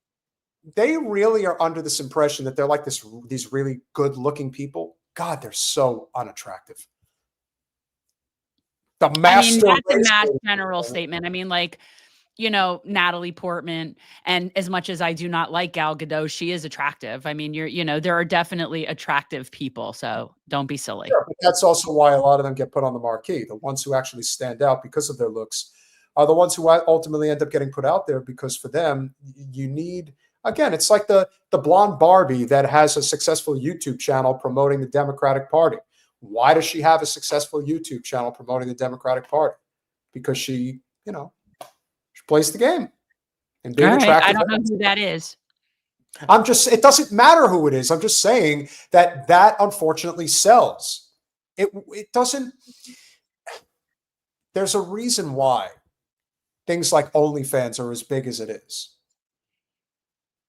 Things sell. Sex sells, war sells. Anything that gets you paid sells. But as we've seen, there are no words for how I feel about these people. And a lot of these influencers that are paid, they are Zios as well. Schultze proves my point.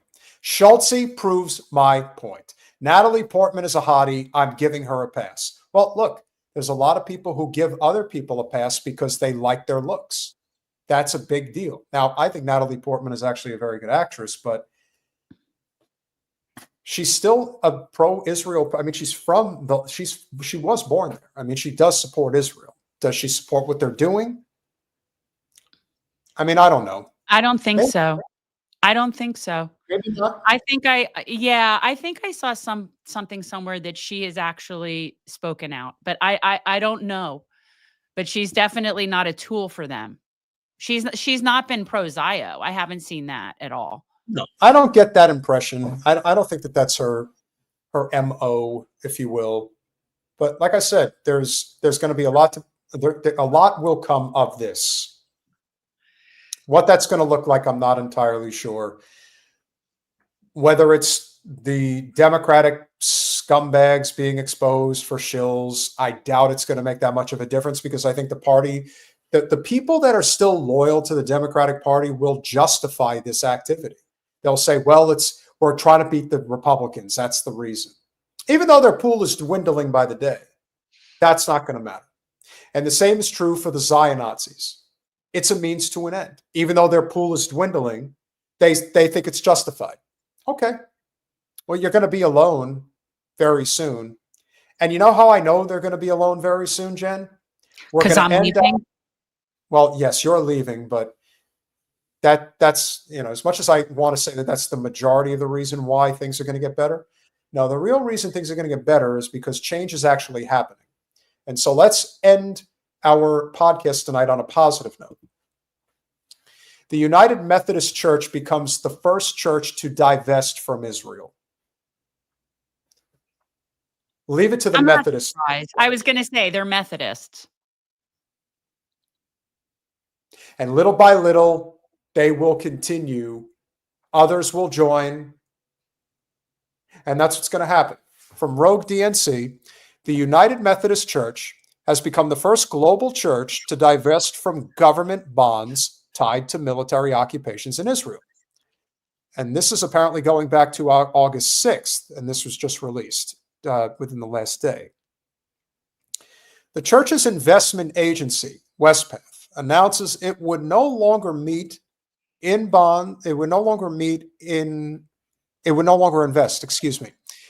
bonds from Israel. This includes Turkey and Morocco, citing their roles in the ongoing occupations. This decision follows a resolution passed at the UMC's 2024 General Conference. Bishop Tracy Malone said, as United Methodists, our witness must align with our values. It reflects our prophetic calling while centering the gospel's demand that we love our neighbor and seek peace rooted in equity. Seems pretty reasonable to me. So who's going to be next? No, I don't think the Southern Baptists.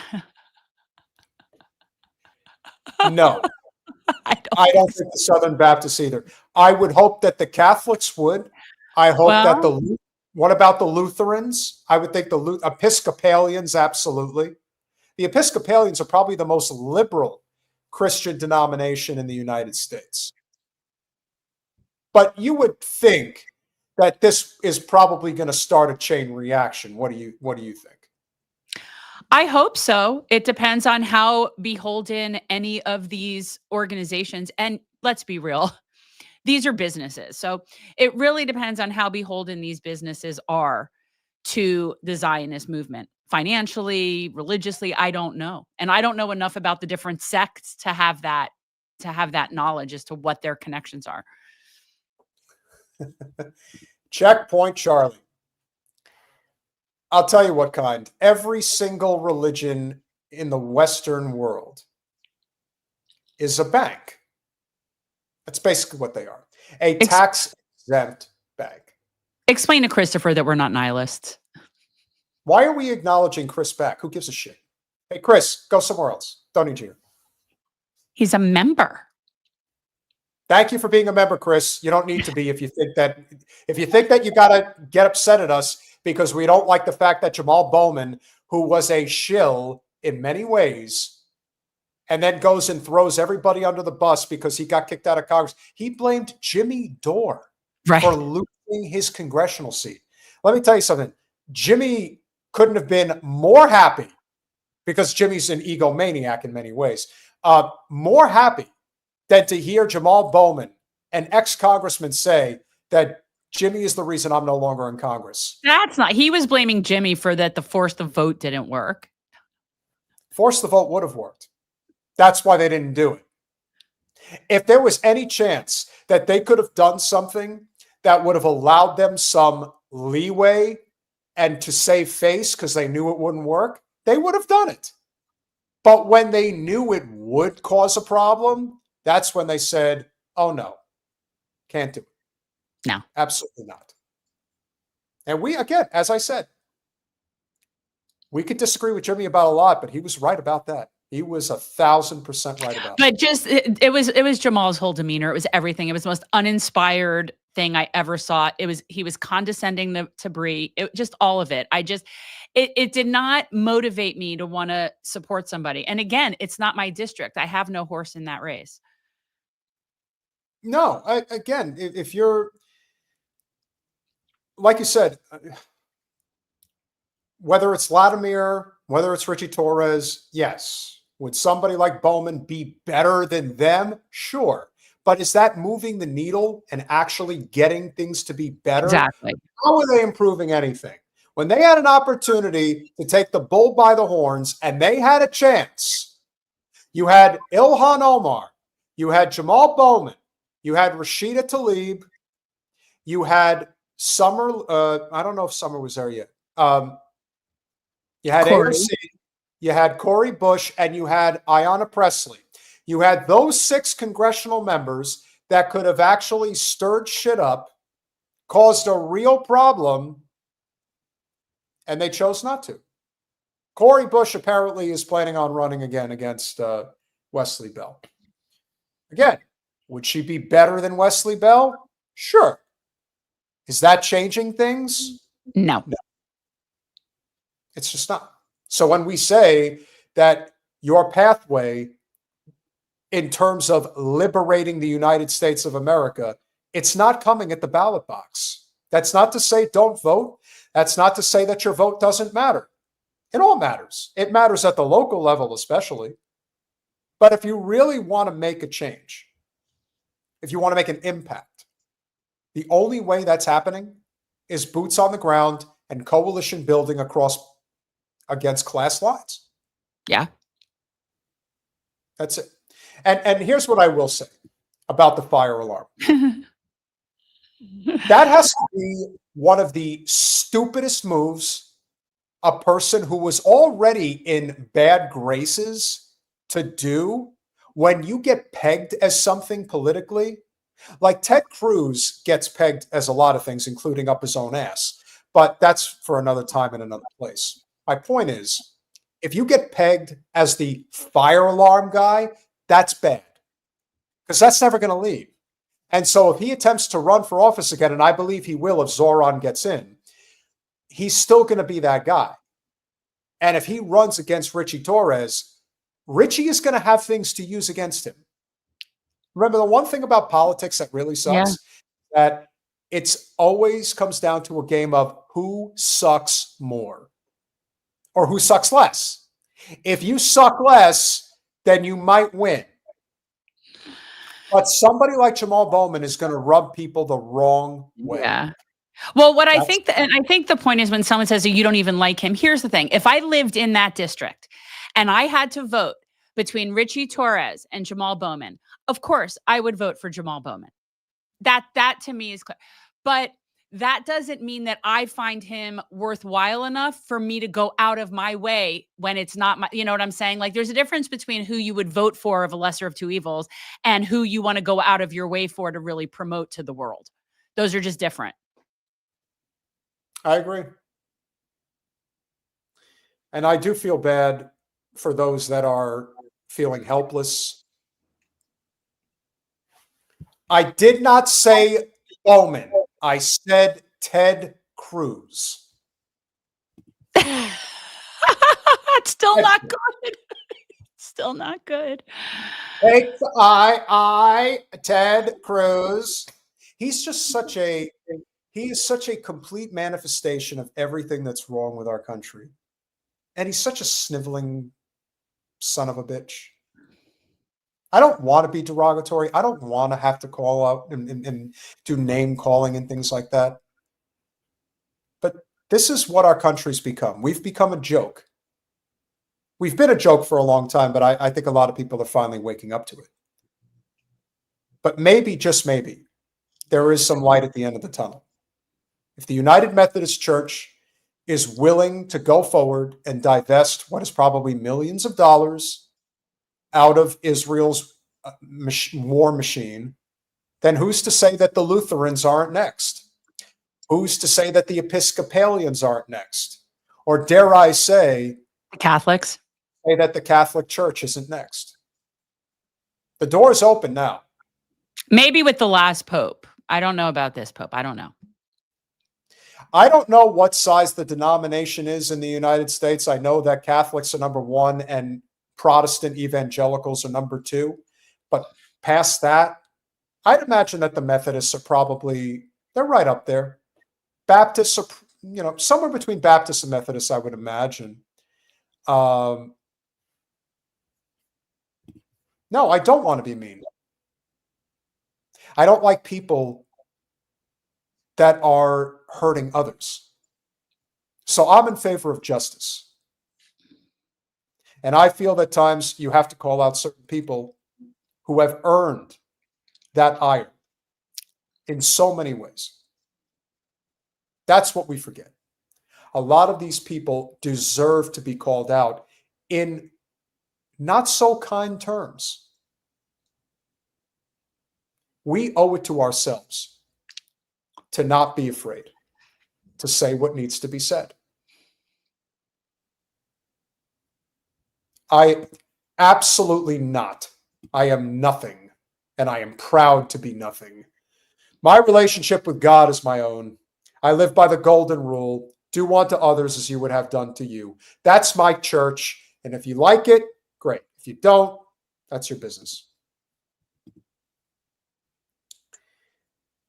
My father, his fiance,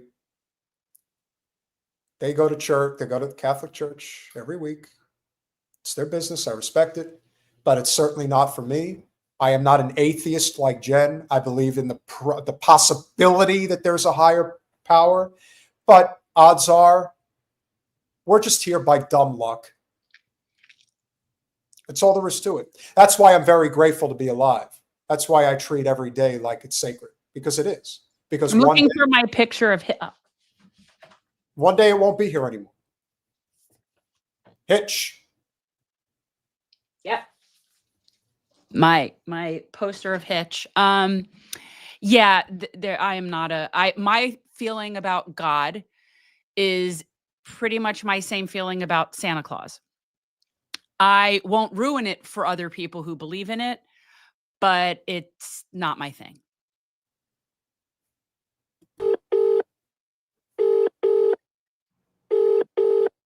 John, hello?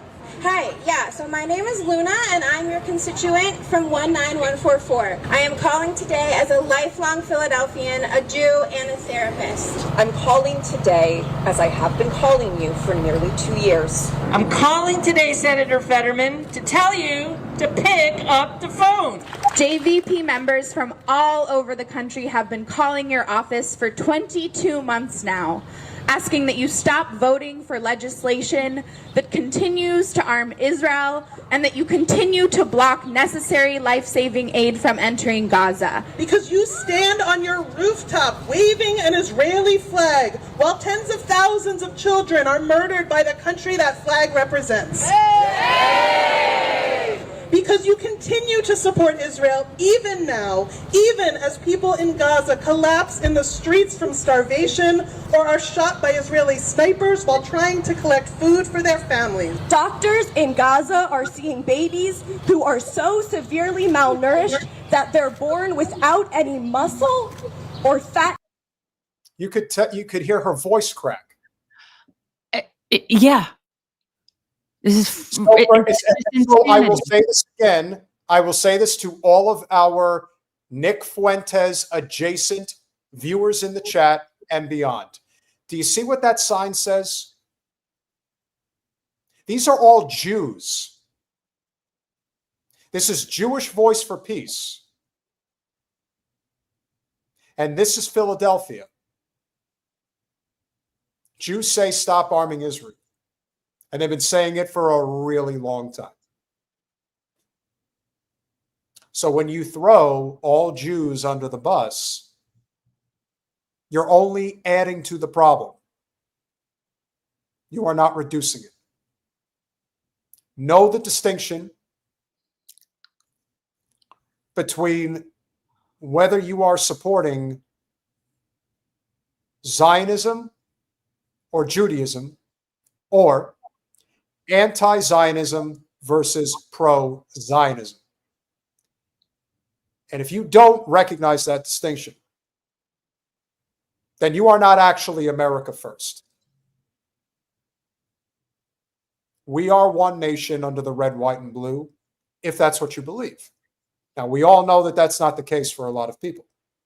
And we all know that there's a lot of people that will sell out this country. Now, as people were pointing out in the chat, like the Midas touch guys that have 5 million subscribers, congratulations. But you know what? Right now, as our channel stands in this moment, we are sitting on 52,624 subscribers. And we appreciate each and every one of you that are here. It's hard to believe, but by possibly Saturday night, we'll be up to 53,000 subscribers. Let me guess what's next, 54. Possibly. But we have earned every single one of those subscribers. We didn't sell out to some raggedy shitbag corporate organization that wants us to talk about how great the Democrats are and how they're fighting for democracy. Yeah, really. And just for full transparency, no one's ever offered us that either. It's not like we've turned it down. We would turn it down. All right, you know what? I would turn it down. I don't know about you. I don't know either. Nobody's ever offered me anything. I can't say. Well, we may have an economic opportunity coming up, so we'll see what that looks like shortly. But just know, it is I would say of all the things that we've tried to do since we've started this channel is be nuanced in all of our political discourse. And very often people don't want to be in that category. They want to blanket everybody. As I said, the Jew hatred is real. Now, that's probably always been there under the surface in some respects for a lot of people. Oh, yeah. Now it's dialed up to an 11. Why? Because Zionists are making it very easy for that to be the case. So again, watch these women. They're not all of the Jewish people, but the ones who specifically support the Zionist cause are typically from the affluent class. These don't look like affluent people. They look like everyday people like you and I. And they care just as much about this country and about the Palestinian people as you do. So do not allow yourself to fall into that trap. Well, I don't think you would do that, Jen. It's just funny. Justin, I can't be bought. That's the thing. There is no amount. There's no amount. That's why you were never offered. Tissue on their bodies. They are watching life enter this earth as literal skin and bone. I am calling because children my age and younger are being starved by the Israeli government, which is funded by ours. I am calling for you to use the power that you have to let aid into Gaza and to stop sending arms to Israel. Stop using our tax dollars to fund genocide and instead fund our schools so that the children who are able to get a good education do. This is a shanda. This is an absolute disgrace to Come on, every you have to. It was such a shanda. I should never take this from a moil. It's too chewy. No, it's not working. Need to go older. I love it. It's a shanda. Look at this thing we've got here. Matchmaker, matchmaker, make me a match. Find me a find. Catch me a catch. Oh, I love that. For people who you sit down and watch that. Just the scenes between him and Harvey. Or, Just I'm the sorry, scenes that was between Mrs. Doubtfire. That was Mrs. Doubtfire. well, the scenes between Robin Williams and Harvey Firestein, you could just go and watch that. Like that alone is enough. I wasn't talking about you, Mom. I was talking about the dog. Because I would bet that the majority of that was improv. That's what I think. Everything that Robin Williams does is a degree right. of improvisation. Yeah. I mean, that whole thing had to be like the three of them. It was him, the brother, and the boyfriend or the husband, and that was so funny. Yeah. Well, it's the same thing with Bill Murray. It's like you have to expect that most of it's going to be improvised to some degree. Like that's just their style. It's what makes it work. Oh, so good. If you guys have never seen the outtakes from when Robin Williams was doing the voice of the genie for Aladdin, go look that up on YouTube if you want to laugh for like 10 minutes.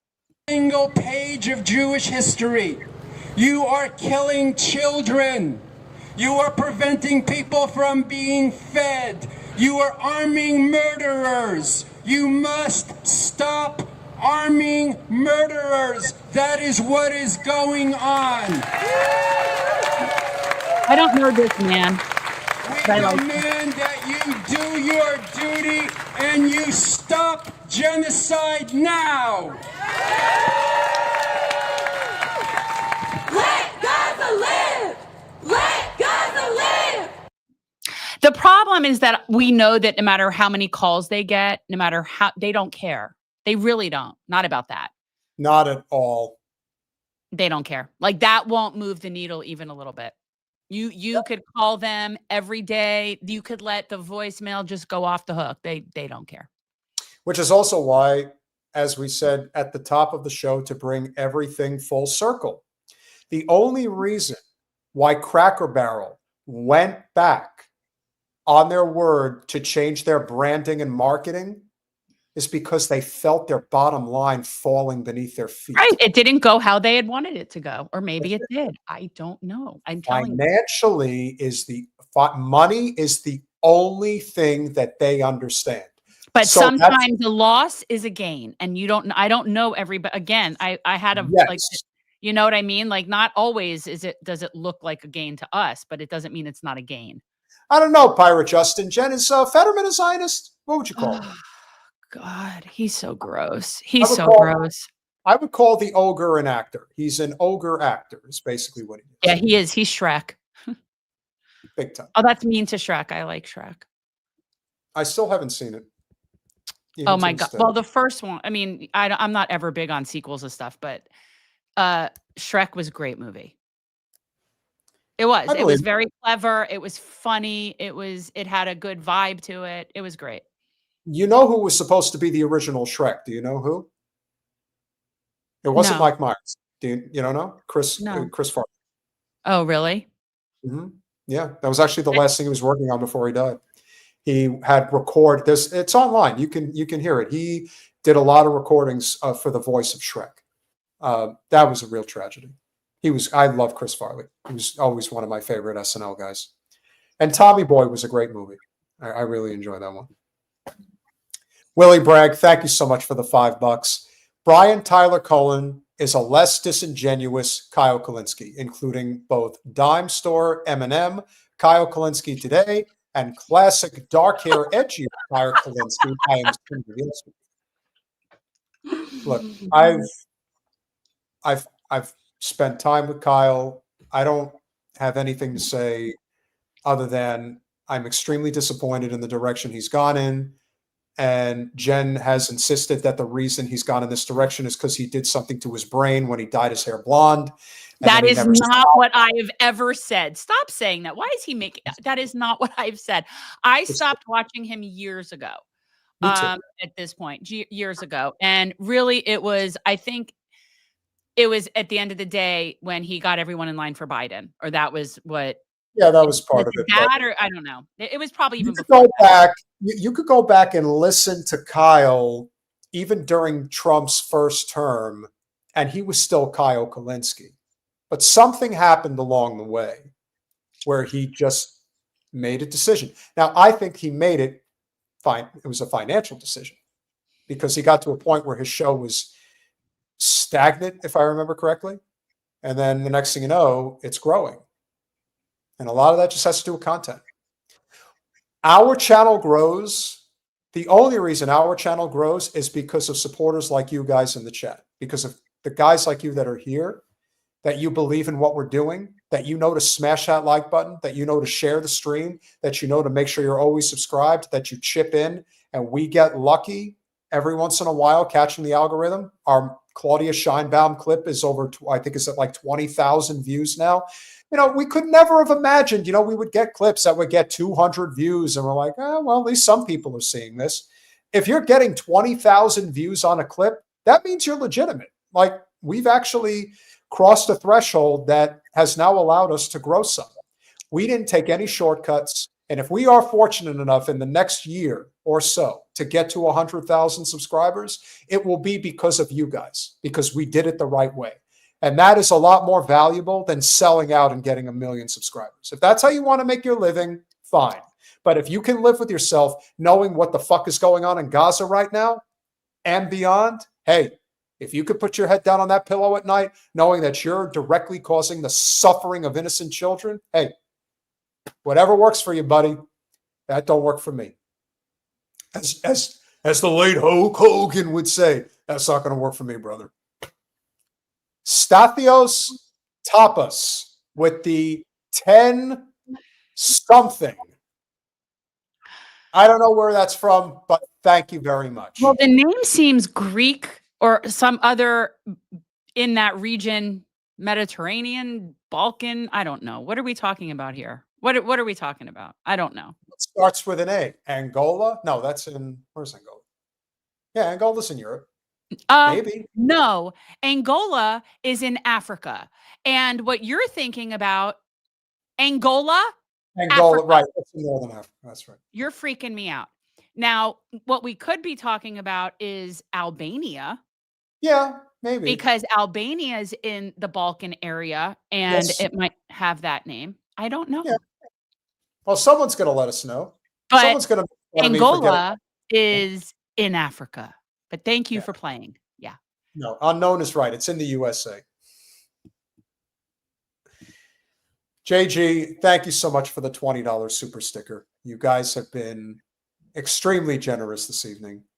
Obviously, we had one hell of a contribution, but you've all been great. And that's what it's all about.